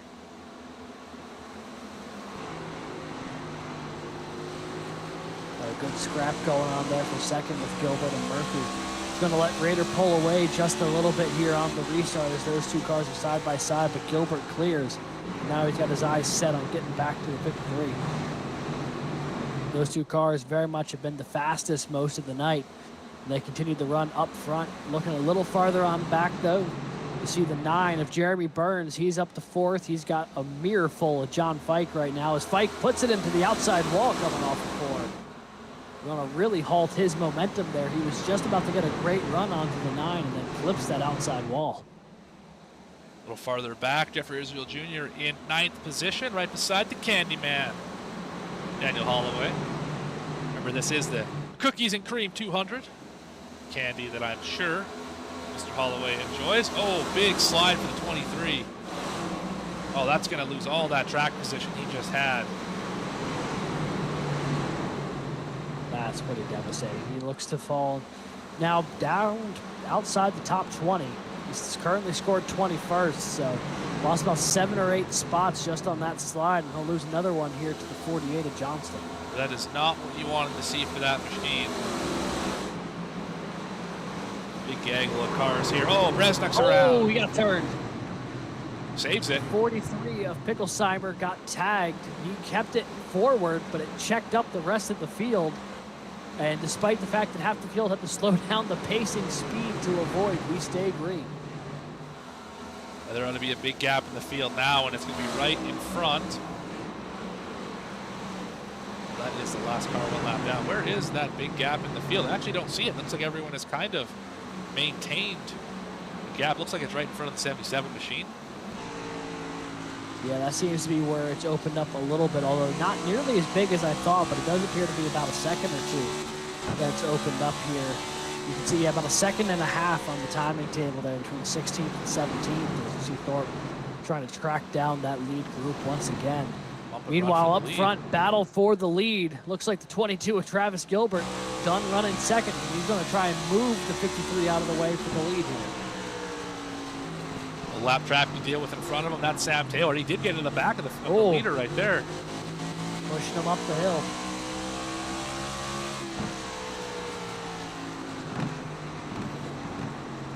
Another bit of contact. The 22 is tattooing the back of the 53 right now, trying to find a way around. Oh, 42's around. Oh, I thought the 42's around in front of him. Got really loose. Going to get really tight here. Going to hurt the exit of the entire top 5. Just the breathing room that Raider needed to get away from that 22, at least for a lap. Can breathe for a minute. Yeah, Sam Taylor, a little too much rear brake in that 42 machine, just about looped in front of the leaders. Yeah, that would have been, there's no good place to loop a car, but the worst place is probably to loop it in front of the leaders while they're actively fighting for the lead. So luckily he was able to keep that car pointed in the right direction, and he's going to keep trying to soldier on. No lap cars in front of the 2 leaders right now, though, so uninterrupted up front. Looking a little farther on back, this is the battle for 24th, I believe. This is Parker your Johnson on the lead lap. pass That's the first machine. car. That is the free pass machine of Parker Johnston. So if the caution comes out, he'll jump back onto the lead lap. We know that 48 has a decent bit of pace, but can't really show it right now, trapped 1 lap down, because they were 3 wide just ahead of them.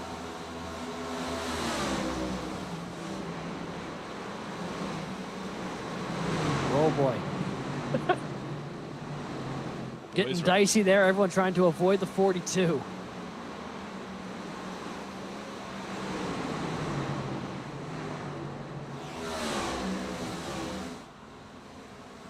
Oh, what a pass. Crossover. Power move by Travis Gilbert. Not done yet. And Raider goes right back to the front. Gloves are off. The battle's on here for the lead. They just swapped it there. Here on lap 40. Maybe getting it set up to do it again. And this battling is letting 12 of Justice Murphy starting to creep back into the picture.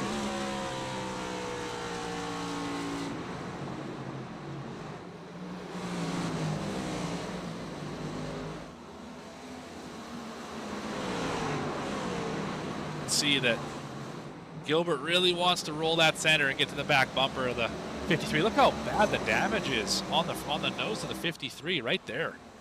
He hit that 22 hard in the center on 1 and 2 last time, a couple times laps ago there. Certainly seems like it. Now they are close with one another. Looking to the inside, there was Gilbert. He tried poking it. A little bit of contact again. The 22 not afraid to try and use the chrome horn here and push the 53 up and out of the racing line that he wants to run. The 53 of Raider, though, been doing really well, holding on to that inside line and not giving the 22 any real room to operate. A great battle for the lead here. Work his line a little bit, try and go top to bottom. So just about got him on the exit there, but maybe try and diamond the corner a little bit, get a good run off the corner. Might be just what the doctor ordered for this 22 car. Just like that. I'd say that'll work. Slide there for the 53. More contact between the two. And now the 22's got the inside line in 3. Side by side for the lead. 53 is going to squeak ahead as we close in on 50 laps to go out of this 200 lap race at Richmond. What a great scrap for the lead we've got here between Raider and Gilbert. 2 fastest cars on track basically all evening, and they are really putting on a show up front here. Raider, a masterclass in defense right now, and the ever-persistent attack of Travis Gilbert, not giving him any room to breathe. The interesting thing about this is that Gilbert is so much better off of turn 2. You can see it right there. He gains a lot of time down the back. But Raider is a lot better in 3 and 4. Right here, just this acceleration off the corner. Not that time. 22 is there. He's going to look to the inside in 1 and 2. Gilbert diving down to the apron. Raider going to try and run a lane off him. They will be door to door coming off of turn 2, but Gilbert can't get that momentum he needs on the inside and will fall back into second for now. Defensive line for the 53 into turn 3, and he is so loose off the corner. Just try not to wreck it.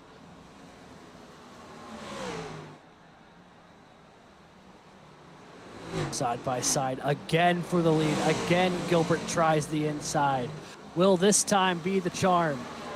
He's still kept a nose to the inside of the 53 there. Now he's got a nose ahead. But he can't get that full extension on the exit that he needs, and they'll remain door to door. They dive it really hard here into turn 1. Raiders going to roll more speed. 22 slots at the racetrack a little bit. Raiders going to clear him off the corner. The top side is just so powerful here at Richmond. Now Raider back to the inside, knowing that he has the ability to defend both lanes there from the apron. He'll drop down in front of the 22 and try and hold him off some more. 51 laps to go in the Cookie and Cream 200 from Richmond Raceway. Raider and Gilbert putting on a show as Gilbert just completely vanishes from the screen. Not sure what. Oh, The caution's out. And Gilbert's plummeting down the tail. Oh, no, now he's back. Was It Gilbert? looks like he was dropped down the second. There's your caution right in front of the leaders. That is the 58 of Nicholas Schell. I thought maybe that Gilbert was the caution there. Not the case.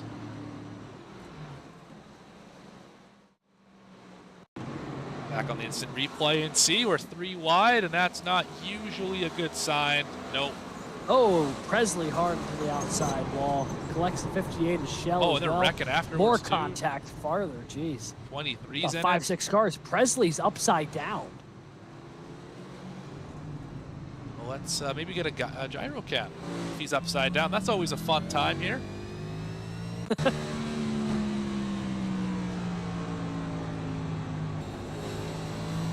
On board with Presley. Gets trucked here.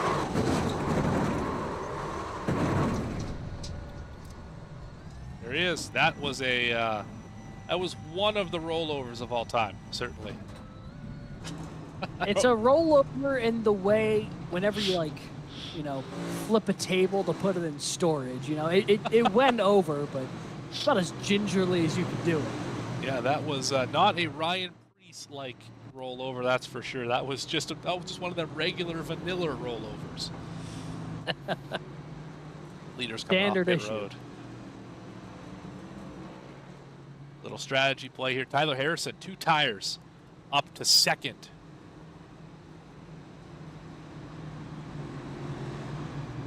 Curious if Harrison's going to be able to battle on those 2 tires. He might be able in the short term, but if this stays green to the end of the run, I'm curious if those older tires are really going to be a detriment in the long run. He's got some good track position here. He'll be able to line up on the front row with Raider if he wants, or try and line up directly behind him. Let's unpack that a little bit. The 89 had 20 or so lap older tires than the leaders and was able to race with them up in the top 10 for a good 35, 40 laps in that last run. And the 45 here is going to have two brand new fresh tires and 2 tires that are 40 some laps old. So I'm not really sure if he'll do well or if he'll fall back. The balance will change. Certainly this car is going to get really loose. I'm curious to see how the 45 can hang on. We also know that Harrison's had a lot of pace tonight. We've seen that car hanging around the top 10 most of the evening, so might have a bit more raw pace than the 89 did as well. Could be a really interesting move here by Harrison, trying to get himself some track position late in this race. And this would not be the first race that we've seen have a rash of cautions to end it out, and any caution laps would greatly benefit this 45 machine. Less laps under green, obviously less wear on those already worn left side tires. I'm assuming he took lefts. This will be an interesting I would strategy. probably gamble. He probably took rights to try and put some on the outside. Right, I mean Unless left sides the are inside old. is- Yes. Yeah, sorry. Yeah, we will see what happens here with the 45 machine. He's going to go to the top side. Going to put Gilbert back to third on the outside on that restart. I don't know about that move. Jeremy Burns. It also looked like it was tough to tell a little bit where Gilbert was going on the choose. He kind of split the difference relative to what the first two cars did. But I guess he took that outside line. Jeremy Burns moves up to the front row of the inside. His first chance tonight to try and restart from the front row. That 9 car's had a good bit of speed. We know he knows how to win in this series. He's done it twice already. Could tonight be number 3 for the 9? Much to what you were saying earlier, he's a car that really likes to turn on the jets late. Well, this would be the window. The pace lights are on again. I swore they were off just a second ago, but should be off this time. I think they keep adding on an extra lap after the choose. So you're probably right about that. Doesn't happen everywhere, but Richmond being such a short racetrack and the pace lap so quick, that seems to be the right move.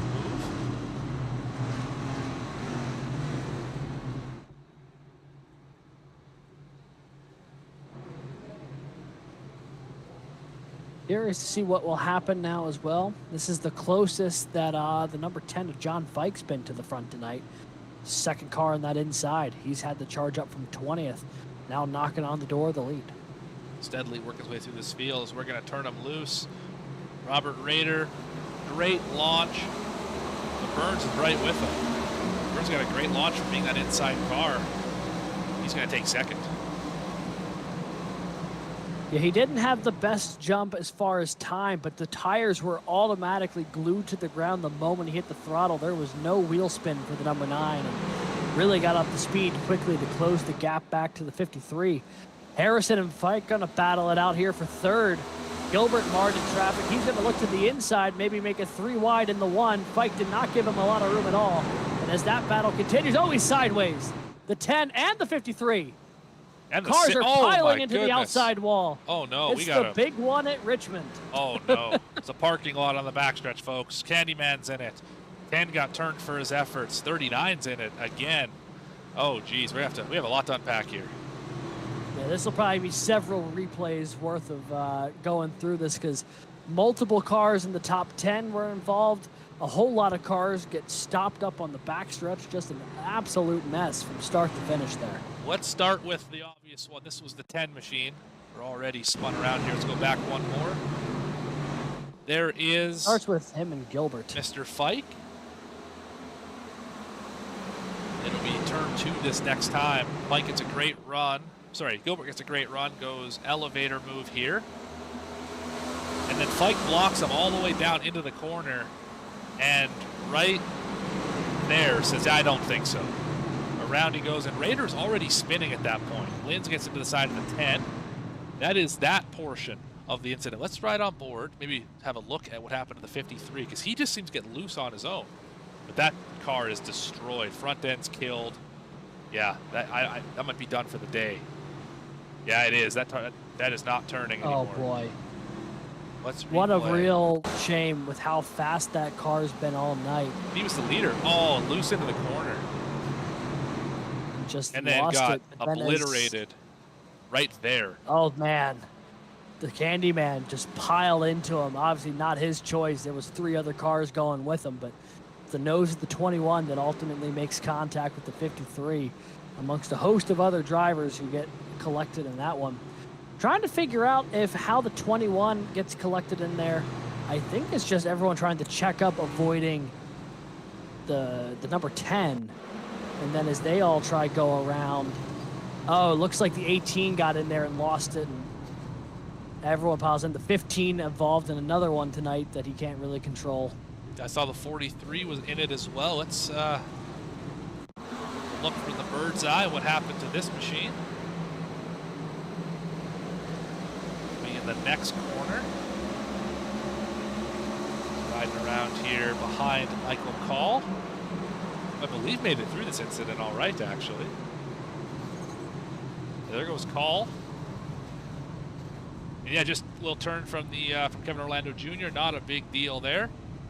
Minor incident for the 43, 41, 40, all those guys, but big gains for the 43s up to 12th now. The more we watch it, the more I am shocked that Michael Call found a way through that. Well, let's do one last replay. Let's do the nose cam of this 89 machine. You can see them wrecking already in front of them. See Raider, they're wrecking right there. Drive to the inside, and just everything kind of open for him. Didn't commit one way or the other. Take his way on through. It just happens that way sometimes. Up to 10th place now. And on the same tires for the first time all night, it seems. Well, I tell you what, that plan has worked out in a big way. He got the track position from the alternate strategy and now is on equal equipment with the leaders here in the closing stages.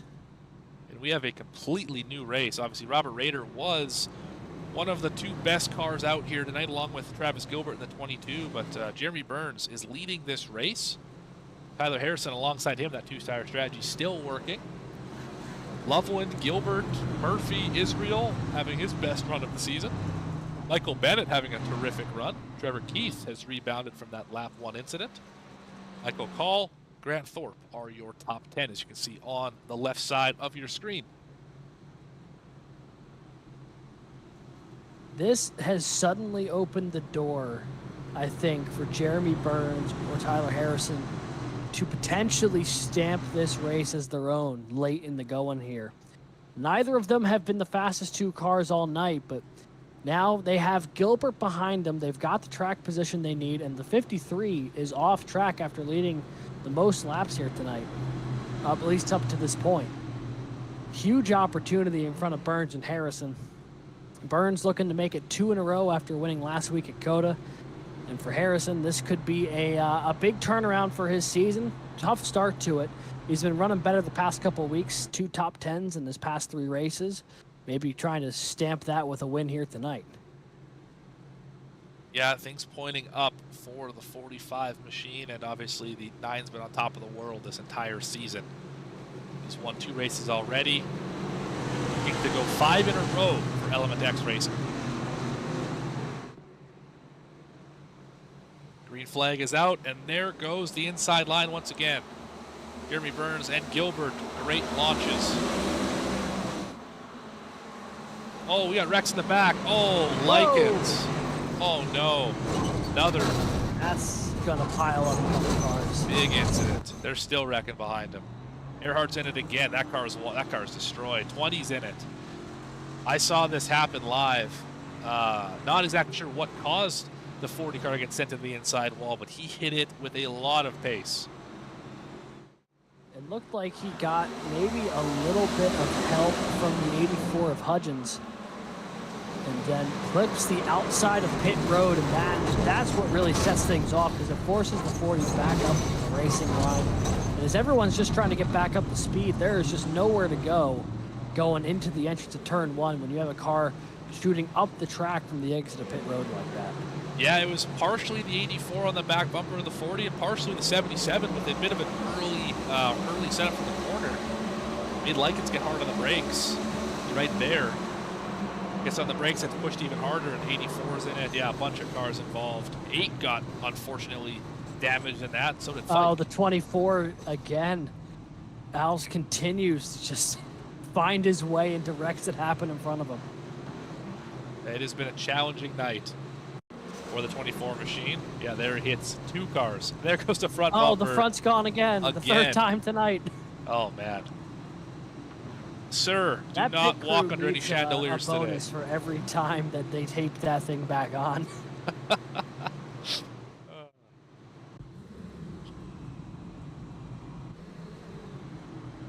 Goodness Unbelievable. gracious. Well, I'm looking at the timing tower here. Got 33 laps to go tonight from Richmond as they run, with potential for overtime lurking around the corner with the way the cautions have fallen here tonight. That's certainly a possibility that could exist, but you know, we're getting into the closing stages here. Less laps remaining now than was that short opening stage of the race. So if you've got anything left in the tank, now's the time to use it, as there's only 24 cars left on the lead lap as they run. Sam Taylor, I believe, the last car on the lead lap. But it is, we're getting into the old adage of cautions breed cautions here, Morgan. Yeah, we've had, let's get the recap on the screen. 10 cautions tonight with 11 lead changes.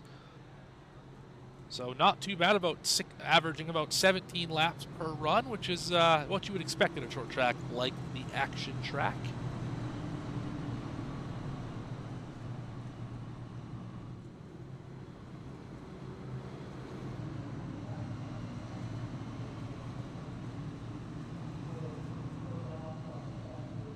It's about as high as Bennett's been running all night. There he is, up from 32nd position. Number 14 having a stellar run.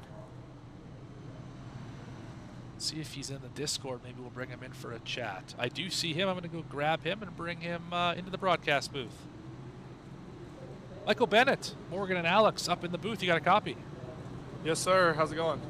We are doing just fine. How are you surviving all this carnage up from 32nd to 7th? Honestly, I don't know, man. Just navigate my way through the field. So we'll see. We'll see. Most of the time when I get this lucky, something happens at the end. So just try and stay consistent and hopefully get a shot to be there at the end. Right on. Well, good luck. Good to hear from you. Restarting on the top side here. I'll drop you back in Performance Motorsports. Thank you.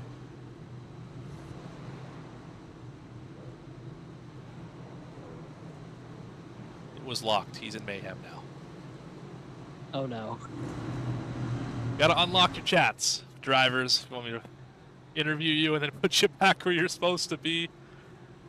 Apologies to Michael Bennett. I think we did it last week too, actually. Same person, same place. I think I was able to put him back in performance, so I think we're good. Made his way back there. Anyway,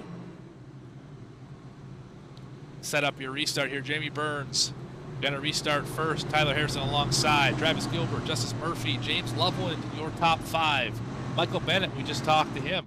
Jeffrey Israel Jr., Trevor Keith, Grant Thorpe, Michael Call, your top 10. We're getting down to it. There's a couple modifieds in this race. See that gray car on the top line, 8 cars back. Lacking the nose piece, but that's Richmond. That is Richmond indeed. Pace car peels off. Here we go once again. 30 laps to go.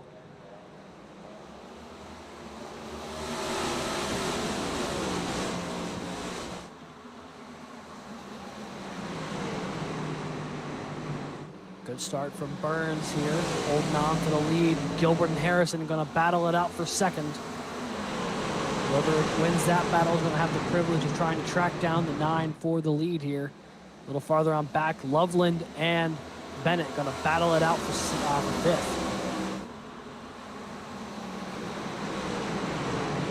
The 22 will clear for second. Harrison slides back. Oh, almost got turned there. The 77 did. Oh, and there goes a 43 and the 00. And around goes the 77, collecting the 40, and more cautions out once again at Richmond. Oh, man, that all started way on the backstretch. We'll have to take a lot to unpack what happened here. Once again, a replay with the 77 machine.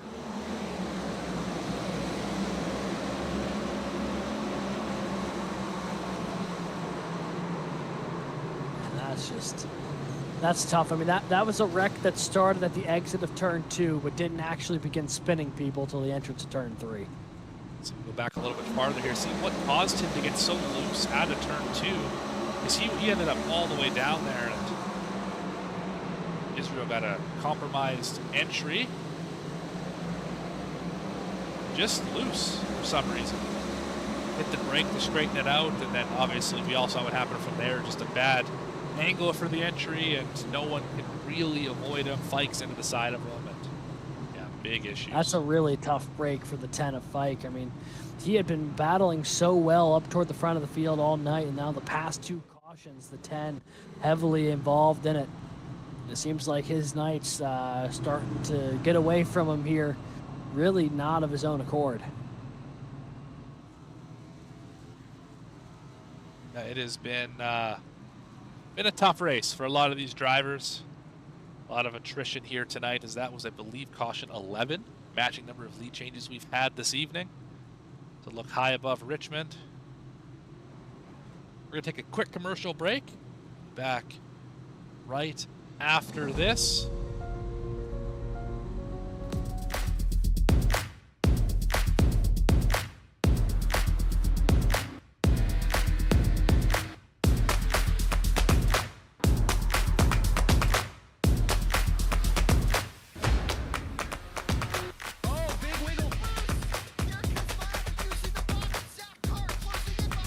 And here comes Milo, big run out of 4. He's going to be there. Tristan Marty's there. Cannot count out to 37. Oh! No, Milo gets burned! Cabot, where did he come from? Here comes Swag. Zwack. A punch from the 33. It's a drag race. The Magic Man wins it at Auto Club.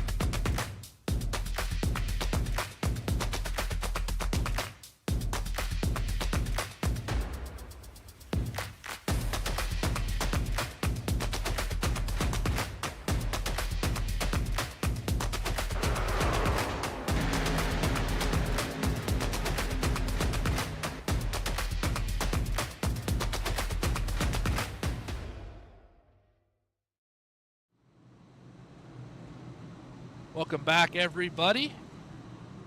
Chapman Environmental Services Cup Series live from Richmond. About 25 laps to go in this race. Topsy-turvy all over the place. I don't know how else to describe it, Alex. We have seen a little bit of everything here tonight. We really have. We've seen good pit strategy. We've seen good racing. We've seen wrecks the style you'd see at Daytona. Richmond's putting on a show here tonight. There's no doubt about that. And we're getting down into the closing stages here where anything can happen because we've seen just about everything happen, everything happen so far through the opening 178. Bringing these last 22, 23 laps here, I think, to be some really thrilling stuff if the start of this race has been any indication.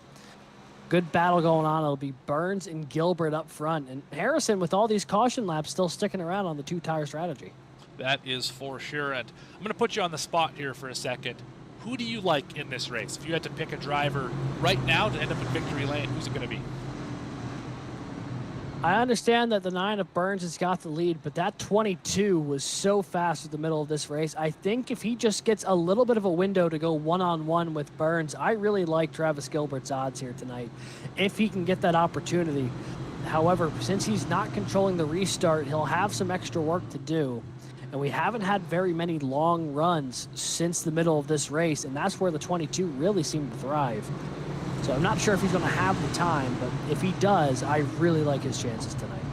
Right, and I'm liking Jeremy Burns here. You can never bet against the mountain man. He's already won twice this year, and see if he can make it. See if he can become the first 3-time winner this season. He's already leading the points. It's really hard to bet against that 9 machine. Yeah, here we go. Already leaning on each other a little bit here before they even get to the corner. Into the restart zone. Green once again. Oh, big launch. Oh. And missed shift for the 22. This shift, spun tire, something, but the 22 did not get the restart he needed. Harrison's going to try and have a go here for second on the outside, and Burns is going to pull away with ease. Yeah, if Gilbert cannot get clear of this 45, that's going to spell disaster trying to catch this 9 machine. See if the 45 can pin him down here off of turn 4, or momentum goes to the 22. He's got a nose ahead. He's going to try and clear him here in 1 and 2, diving it in. Harrison, though, strong through that middle line. Oh, the 22 sideways. He has to lock it down to catch it, but he is going to lose all of those positions. The 23 in the outside wall. Caution's out. 53 Schaefer. again in an incident here, too, with Pressey on the backstretch. More contact for the 53. 23, Chris Schaefer into the outside wall. He gets split 3 wide here between Linz and Pike. Already a little bit loose, but it looks like he was able to corral it and then just loses it off of turn 2. Little help from the Candy Man. Yeah, I don't know if Raider didn't see him or what happened Maybe there, he but yeah, thought Raider he was came up and just getting popped him down in the deck lid, I guess, of that machine, and obviously around goes Raider to the inside. Yeah, tough break there for Presley. I mean, he was just trying to get down. He was fully clear of that until the 53 bounces off of Schaefer and collects the 7 as well. So even after going all the way down and back up in the full loop there for the 7, seems like his night's not quite done yet as far as the yellow flags are concerned. Well, I asked you who you thought 22 out of... had a good shot Yeah. at it, and well, time Jinxed to him pick horribly. again. So, oh man, this has Is it been too late to steal your pick now? I mean, I feel like the 9 might have the best odds of anybody now. Because while the 45 is hanging really tight there in second, on the 2-tire stop, I just don't know if he's going to have the raw pace he needs to get around Burns. And the 12 of Justice Murphy has been so fast tonight, but has not been a top 2 fastest car tonight. He's always been, at best, the 3rd fastest car on track. Maybe he has the opportunity to make something happen here. I just don't know if the 12's got the horsepower it needs, because it hasn't quite shown the race-winning pace yet. It's just been showing the podium pace so far. Let's not forget the 12 ran in front of the 9 for the majority of this race, the first half of the race or so. So I think the 12 is definitely as fast, if not a little bit faster than Jeremy Burns. The problem is that pink car in the middle, that 45 machine. How do you get around the 45 to a point where you can fight with the 9 machine to try and go out here and win this race? It'll be a tall task to go from 3rd to 1st in 15 laps. That it will, especially because Harrison's been running really tight for second. Anytime there's been a challenger, there has not been anyone willing to let him go by. You know, Harrison's really been locking it down and fighting hard for every spot on track here. So it's not going to be an easy pass for second, let alone the lead if you're Justice Murphy or the 0-2 there of James Loveland. Now let's shout out some drivers who have had terrific runs going through the field. How about Kevin Orlando Jr., second in points. Dude at one point was, I think, 2 laps down, just fighting and clawing, trying to stay on the lead lap, and he's up to 8th position right now. There's a look at him right there. A little bit of damage on that machine. Front end's caved in. Looks like every other car out here. He is rolling in 8th position. Michael Call in front He's of having him. a really good run. Big Same with Call. I strategy. mean, he's Yeah. big strategy call, and it's paid off in a big way. He's gained a ton of positions on track and is in really good position to get a ton of points from this race after it seemed like it may not work out at first, but he has willed that thing into the top 10. Yeah, he definitely has willed it. Another driver who's just really shown a lot of heart here today, Brandon Richardson. He has had the front end knocked off a bunch of times. He has been sideways. He's been wrecked. I don't know if he's quite been upside down yet, but who knows? He's up 25 positions, 24 positions, depending who you ask, from where he started, running 16th today. So good work, good perseverance for this 8 machine, and good things to come if you keep persevering like this. No doubt about that. And we were talking to Michael Bennett a little bit earlier. He's having a really good run from 32nd now up to 5th.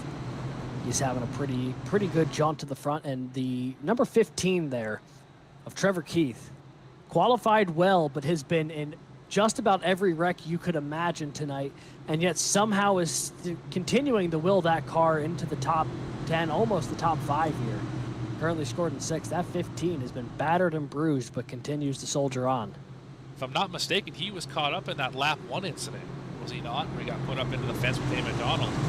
So really impressive stuff to be up here running in the top 6, and just the fight 187 laps later to still be here is something that can't go unnoticed, and a lot of these drivers have it tonight, and appreciate every one of them for sticking it out, and they put on a great show.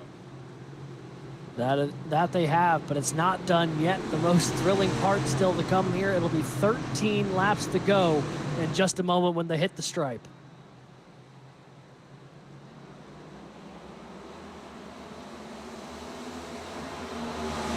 Murphy got a pretty good launch on the inside, yeah.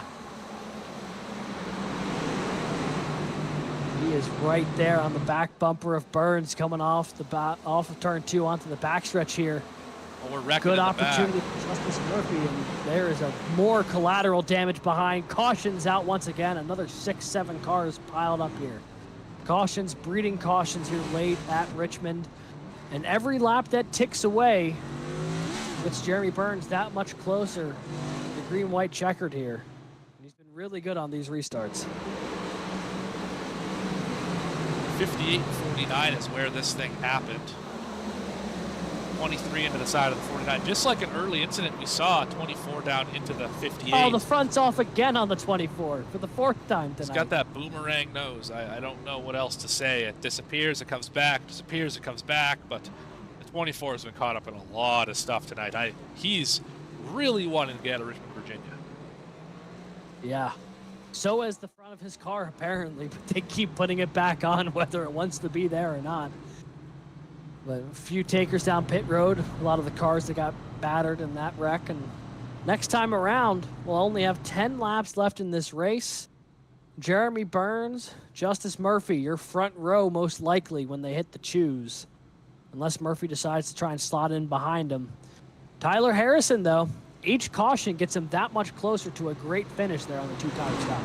Yeah, he's gained about 5 positions doing this strategy. He was running around that 8th position with Bresnock, who has had a difficult portion of this race. He's back in 19th, caught up in an incident, and then the caution's obviously not helping you get up through the field. So the 45 become the big winner out of this recent bout of strategy. That he has, and looks like Bennett has gotten around Loveland as well. He's up in the 4th now. Orlando's moved up to 6th. He got around Keith. So the 27, you know, he's second in points right now. We know that 27 is fast week in, week out. But there might be a couple more cautions to go before this one's said and done. Could Kevin Orlando Jr. pick up his first win of the season here?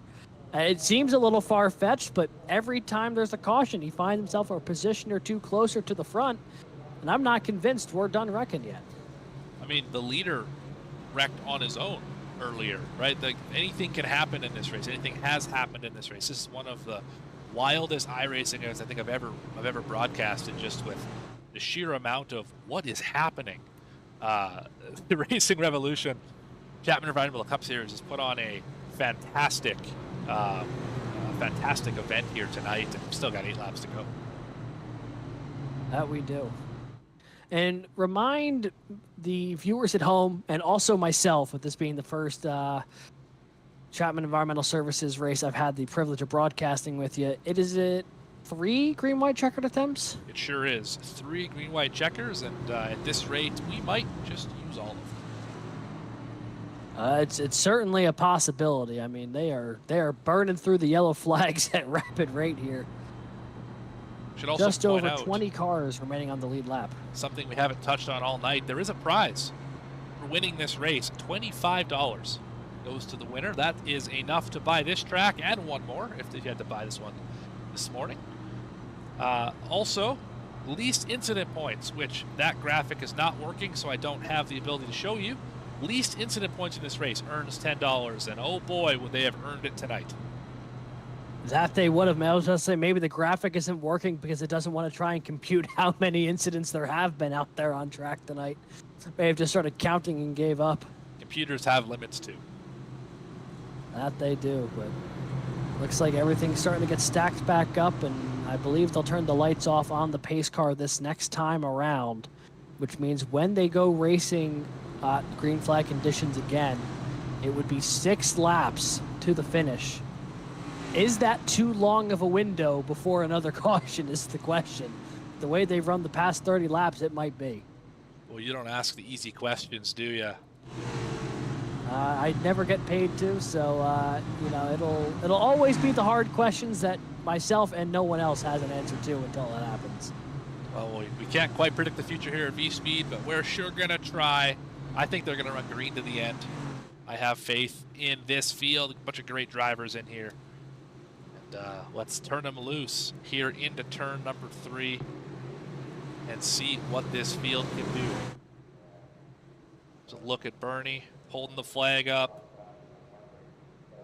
Roll into the restart zone, and there goes the 9 once again.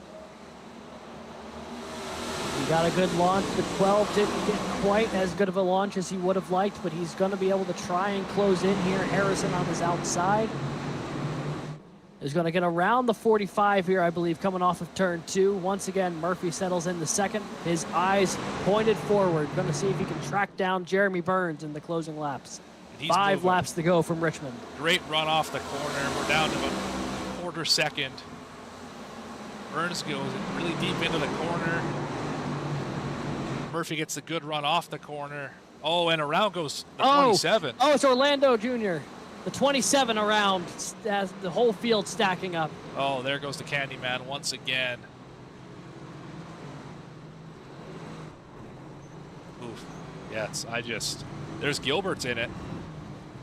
Oh, and still getting turned here on the cool down. Heavy damage from 27. Looks like he was battling with Loveland, and both cars go around and just collect half of the field behind him. The 22 also involved. His night continuing to devolve after battling for the lead. Seen a lot of mystery nose cones tonight. Yeah, at this point they can start swapping them around like Pokemon cards, trading bumper covers with each other, seeing who gets what. I do believe this will take us to our first green-white checkered attempt of the night. Oh, natural green-white checkered, I might add. Oh, wow. Even fancier. So 4 green-white checker attempts we could see here tonight if we can't get it sorted out. For those of you at home who do not know what a green-white checker is, we will take the green flag all doubled up as we do. Leader has to come around and take the white flag. If the white flag does not come out before the next caution, meaning they crash on that initial lap, they will then re-rack them and do it again. Another 3 laps on the board, and they will continue to try. If the leader is able to cross the white flag lap and then a caution comes out, the next flag will win the race, whether it's the caution flag or the checker flag. So we have at most 3 laps to go here if we stay green. If there's a caution, then we'll have green white checker, and then we'll see kind of how many overtimes we get. 3 chances. I'm not sure if this is a natural or not. We're kind of on the edge. What do you think, Alex? It's staying at 3 to go, so I do believe we are getting into our first green-white checkered attempt of 3. We got Burns and Murphy. Michael Bennett continues to creep his way forward here. He got around the 45 of Harrison. Does that 14 have something in the tank for these two in the lead?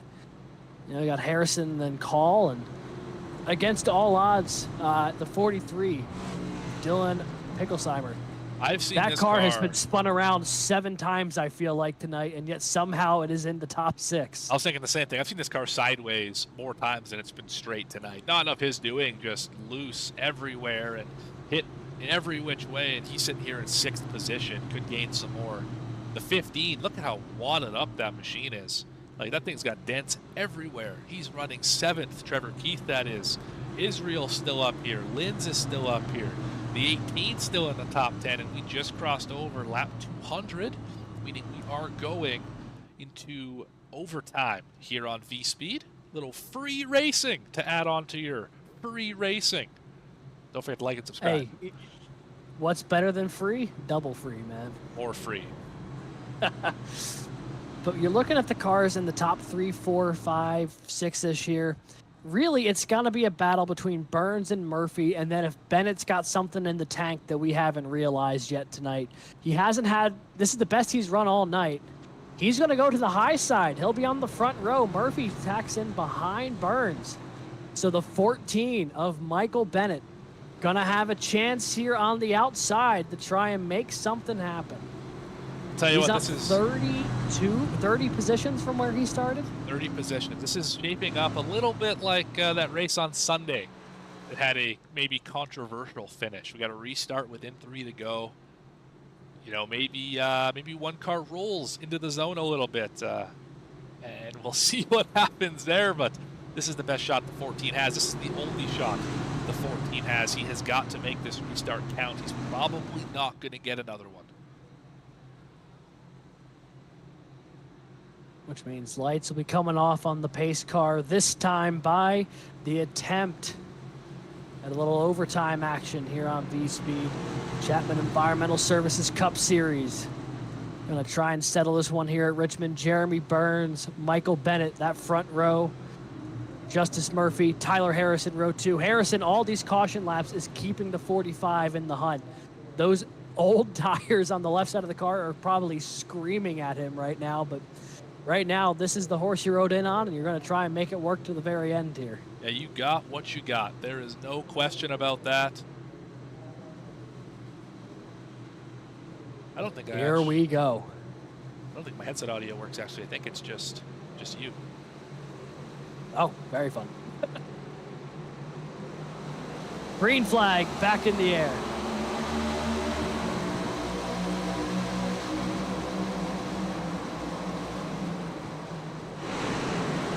Burns will lead Murphy through turns 1 and 2. Bennett going to try and hold on to the high side there.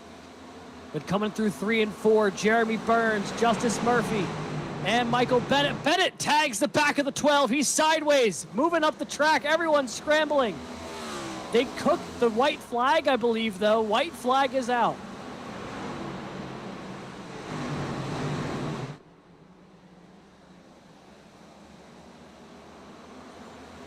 Coming off of turns 3 and 4, unchallenged as the rest of the field had wrecked behind him. The number 9 of Jeremy Burns picks up his 3rd victory of the season, winning the Cookie and Cream 200 at Richmond.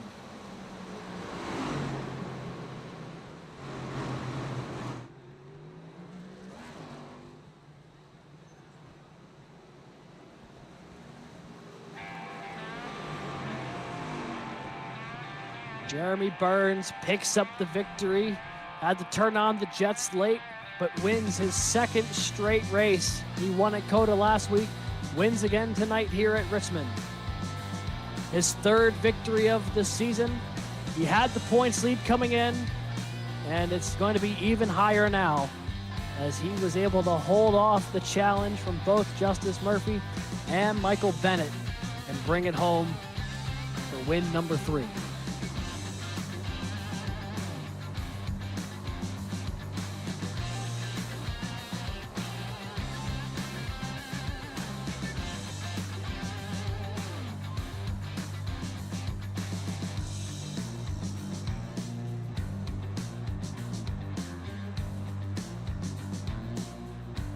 We'll have to see if we can take a look at that replay at some point of what happened between Bennett and Murphy, because their battle for 2nd on the coming off of turn 4 with 2 laps to go completely stacked up the field behind Burns, and it was a nice easy last 3/4 of a mile there for the number 9.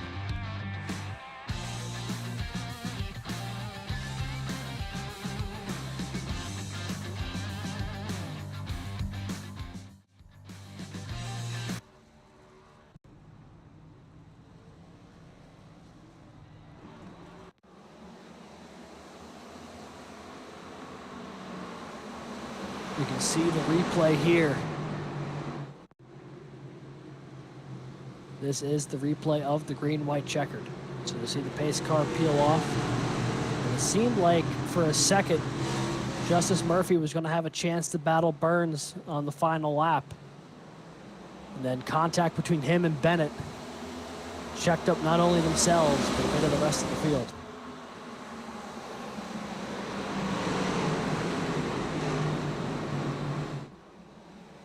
Off turn 2, Bennett got a pretty good run to get up to the back bumper here of Murphy. And then they make contact. The 12 has to do a lot of work to try and save it. He ends up in the inside wall. Cars go spinning behind him, and then Harrison was able to jump up into the 2nd spot temporarily. 3 wide on behind. Harrison and Bennett, though, were rolling in 2nd. More cars careening into the outside wall behind them. And then off of 3 and 4, Tyler Harrison would bring it home 2nd. Michael Bennett 3rd. And more cars spinning at the start-finish line. Unbelievable stuff. We are going to take a quick commercial break here, and we will be right back with your top 3 interviews and our race results right after this. Watching the Chapman Environmental Services Cup Series.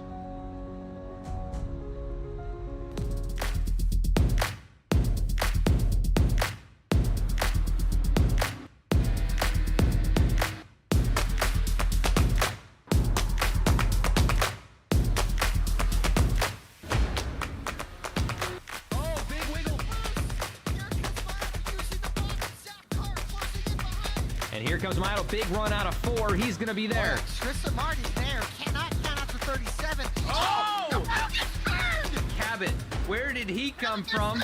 Here comes Swack. A punch from the 33. It's a drag race. The Magic Man wins it Auto Club.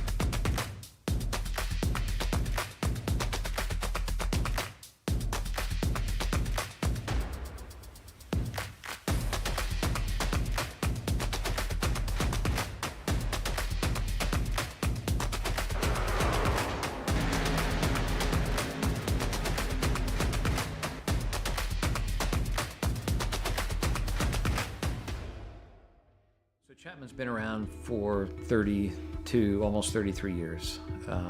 It's a great company. We've built it from 10 people not all that long ago to 32 people today. We continue to grow. We're hiring people all the time. If there's one thing that I could do, like before my time is up at Chapman, it is making sure that we've built a company that will stand the test of time. And my goal as the current owner of the company, or one of the owners of the company, is to ensure that we can pass the ownership of the organization on to the next generation of people coming up the ranks today.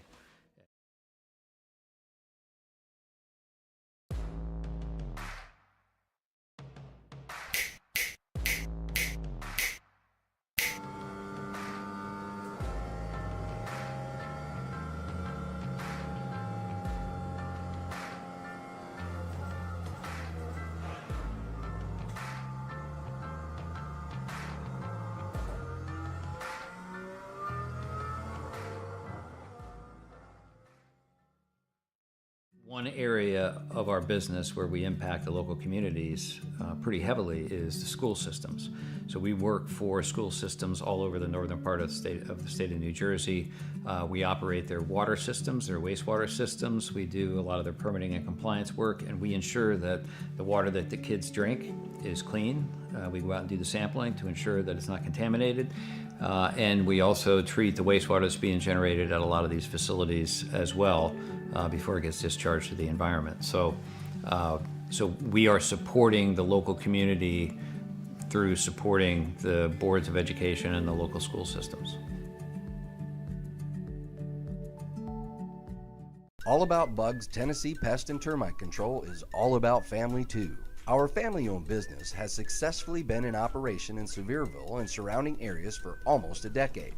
Especially during these times, a pest-free home is necessary for a sustainable, disease-free home or business. Our services include residential, rental, commercial, hotel, motel, cabins, you name it.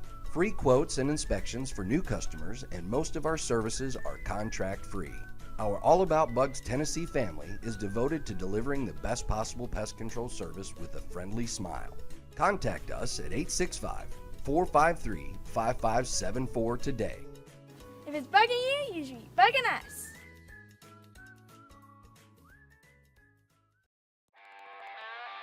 Back here live on V-Speed. Just finished round 7 at Richmond Raceway, and it felt like a 7-round fight tonight. Jeremy Burns came out with a knockout punch, and it was your winner, coming from 6th position. Harrison with that 2-tire call, it was the right one, netted him a 2nd place finish. Bennett up all the way from 32nd to 3rd. Had a great run here tonight. Keith, who's battled through a lot of adversity. Linz was in a few accidents. Call had a great strategy call. Likens, King, Johnston, and Turner. We thought Turner was done at one point in this race. He finished 10th tonight. Unbelievable rally back there for the 39. Bresnik will finish 11th, McGeorge 12th, Thorpe 13th, Loveland 14th. The Candyman Holloway, the sponsor of tonight's race, will bring it home 15th. Schaefer in 16th there in the 23. Sirkovich in 17th. Johnson 18th, with Murphy and Israel 19th and 20th. Coming home 21st, Sam Taylor on the lead lap. Picklesheimer, the 43, he was up in the top 5. Had an issue in one of these late cautions. In fact, you can see him, he's in 5th on this restart, ended up falling back to 22nd. Fight up and down all night like a yo-yo.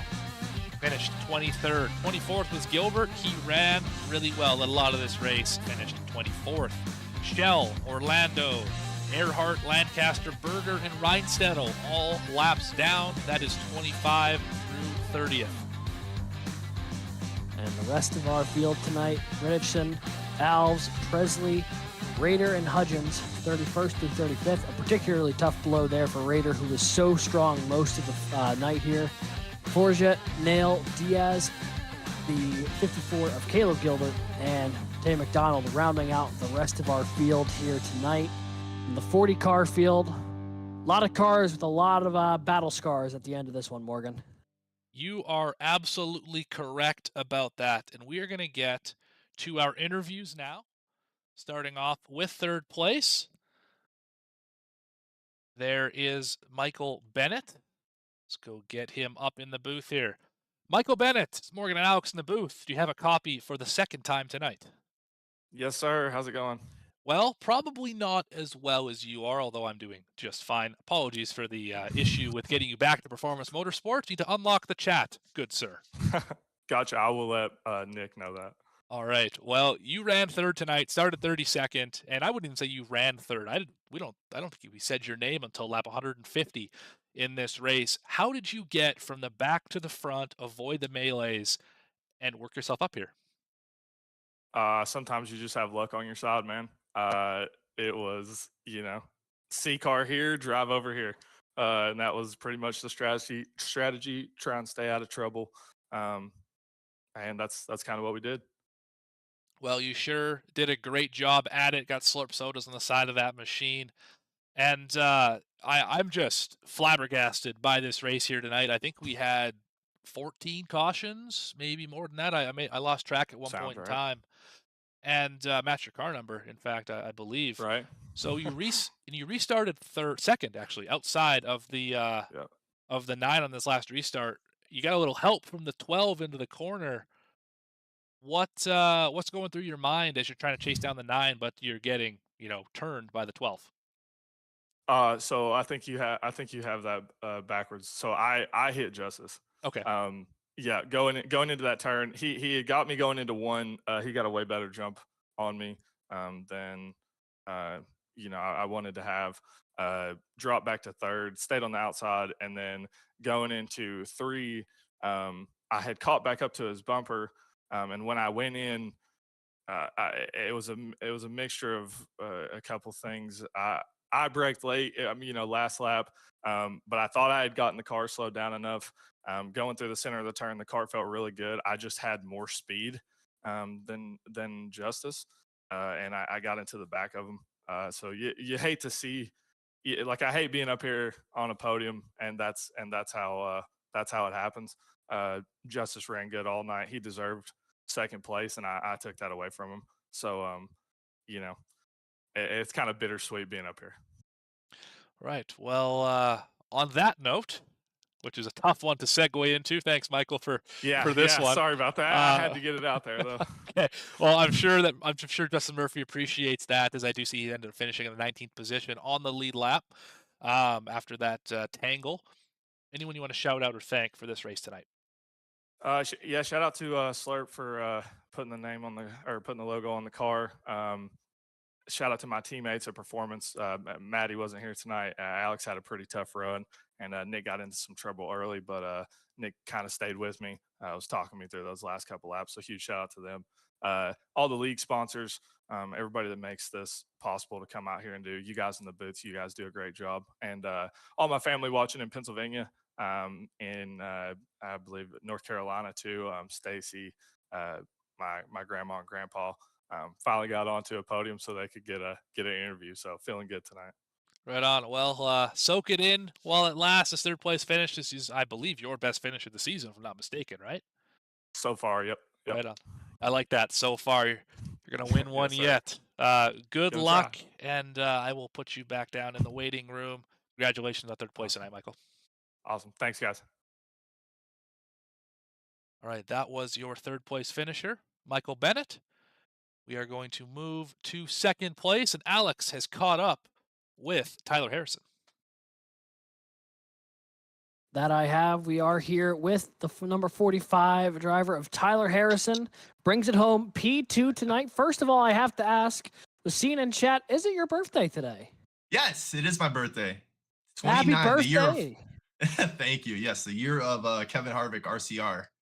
Big 2-9. Nice. So So I'll take a Well, podium as a little birthday celebration. This is a pretty sweet mini victory right here. I'll say you were able to manifest the good vibes here today into a strong run tonight at Richmond. Brings it home second. Talk us through the decision to do the two-tire strategy late in the race and how you feel it paid off for you here tonight. So fun fact, I actually took no tires by accident. So I had on that long green flag run, just checked tires off for whatever reason. I forget the reasoning at this point, and then came down pit road and completely forgot that I did that.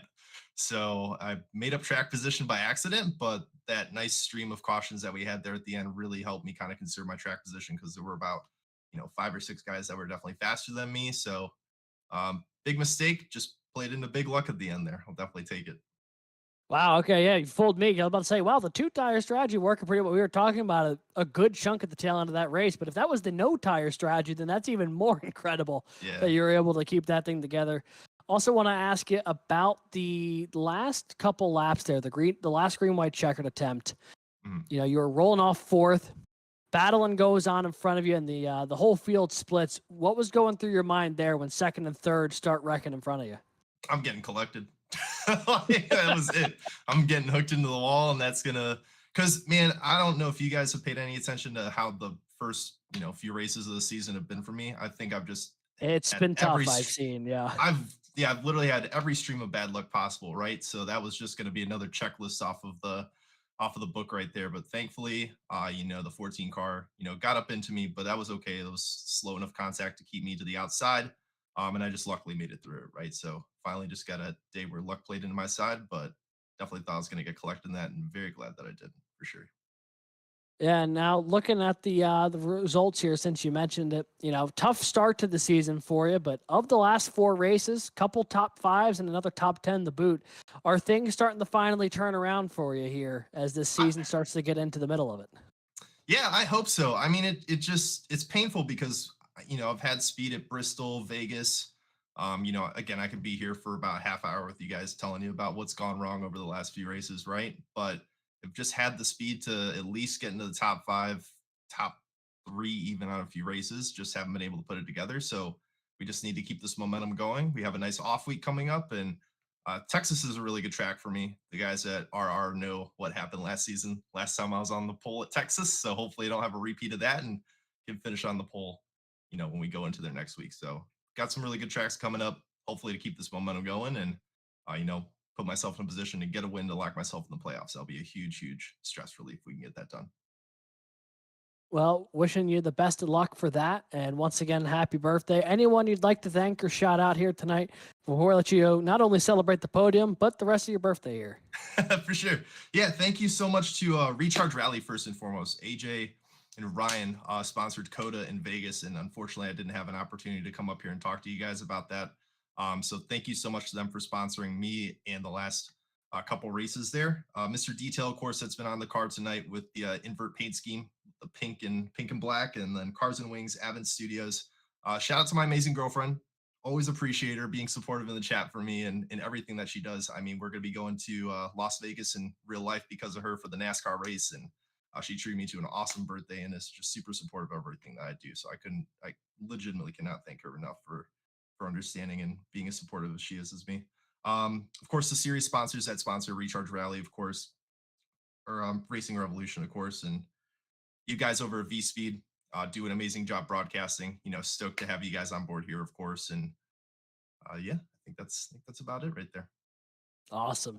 Well, hey, congratulations on the P2, and enjoy the last hour and change of your birthday here.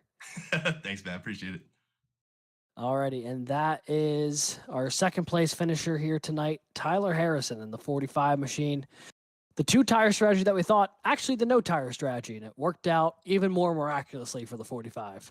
Yeah, I don't know how he did that, but that was an incredible way to end that race. But there's only one driver left to talk to, Jeremy Burns. Jeremy Burns, Alex Morgan, up in the V-Speed booth. You got a copy? Yes, sir.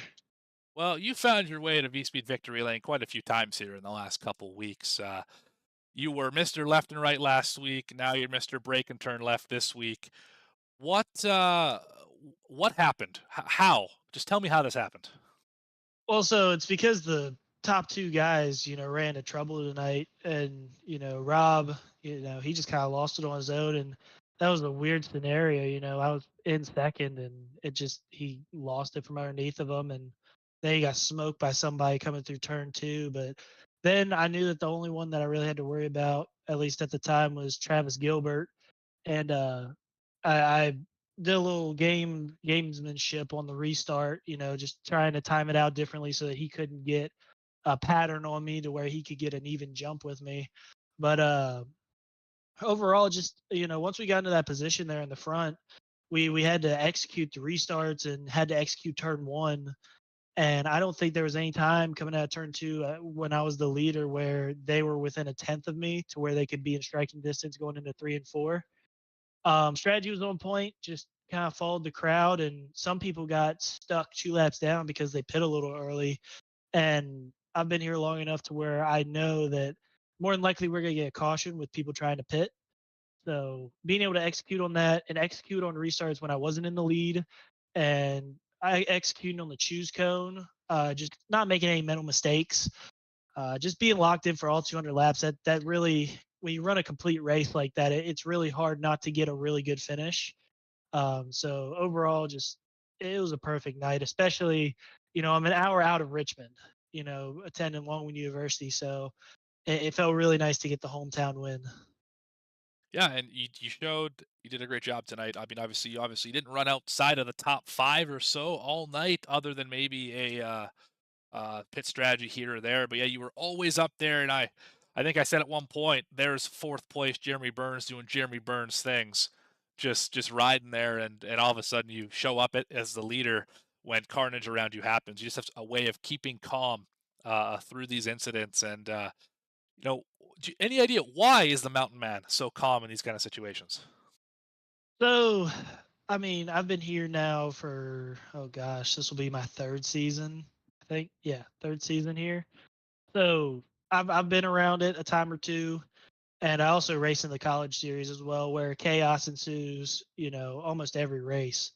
So being able to know what's coming and knowing who you're racing around, that's one of the big benefits of league racing compared to just running officials.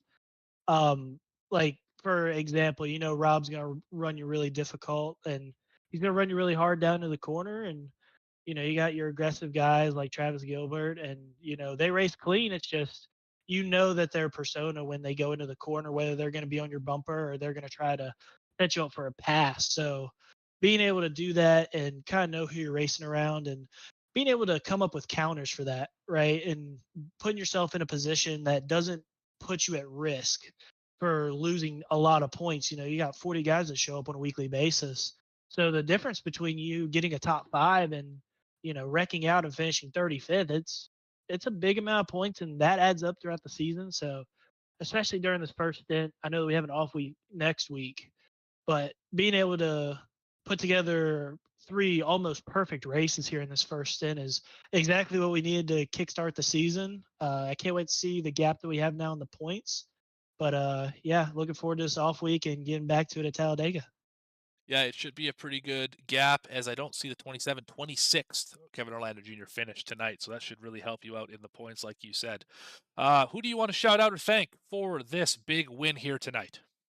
I gotta shout out my mom and dad as always, and my girlfriend Josie, Dylan, Coach P, Sonny, my grandma Miss Betsy. Their continuous support is amazing. Julie, Derek, Caroline, Shannon, and Belinda, and any other supporters of the league. Like I said in the past couple weeks, we got a couple people here for Parker Johnson, Berube. Thank you all for the support and being loud out there in the chat. My team, they were fast. Caleb and Rob and even Jeff got caught up there late, so I hate it for the guys, but at the same time, bringing home a team win is nothing to be shy from. And, it was a really good day, at least to get the team win. Chapman Environmental Services for being on the hood. Bennett and Tyler for having really solid runs tonight. I know Tyler's been putting in a lot of work, and Bennett loves Richmond, so gotta shout them out for having those really good runs. That adds up throughout the season, and I know Tyler's running for Rookie of the Year, so that's pretty cool for him.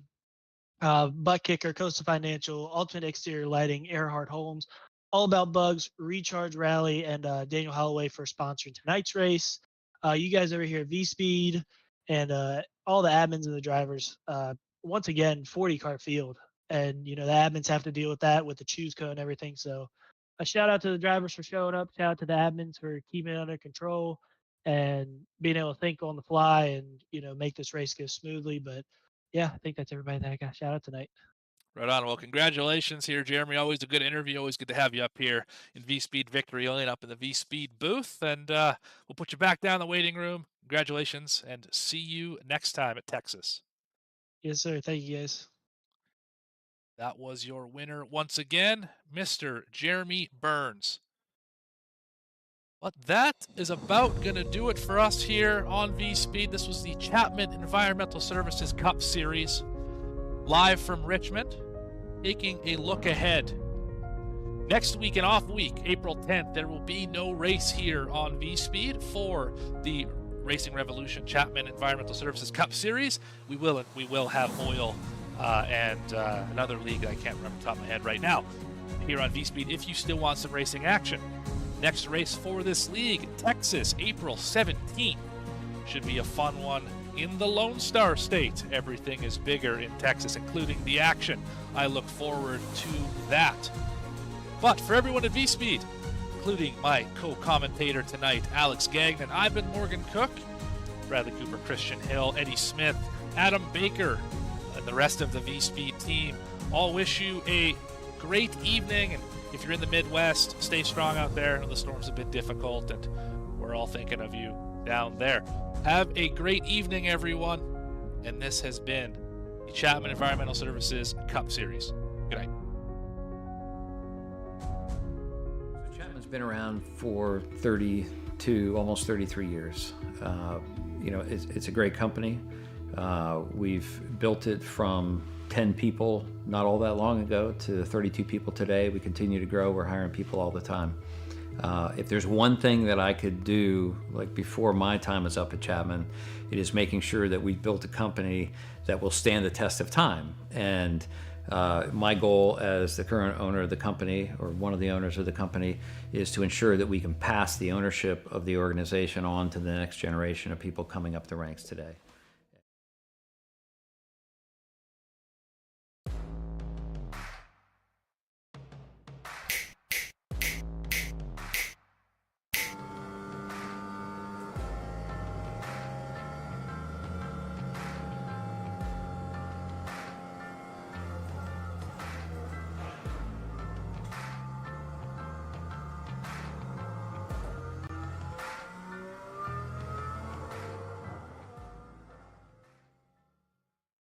One area of our business where we impact the local communities pretty heavily is the school systems. So we work for school systems all over the northern part of the state of New Jersey. We operate their water systems, their wastewater systems. We do a lot of their permitting and compliance work, and we ensure that the water that the kids drink is clean. We go out and do the sampling to ensure that it's not contaminated. And we also treat the wastewater that's being generated at a lot of these facilities as well before it gets discharged to the environment. So we are supporting the local community through supporting the boards of education and the local school systems. All About Bugs Tennessee Pest and Termite Control is all about family too. Our family-owned business has successfully been in operation in Sevierville and surrounding areas for almost a decade. Especially during these times, a pest-free home is necessary for a sustainable, disease-free home or business. Our services include residential, rental, commercial, hotel, motel, cabins, you name it. Free quotes and inspections for new customers, and most of our services are contract-free. Our All About Bugs Tennessee family is devoted to delivering the best possible pest control service with a friendly smile. Contact us at 865-453-5574 today. If it's bugging you, you should be bugging us.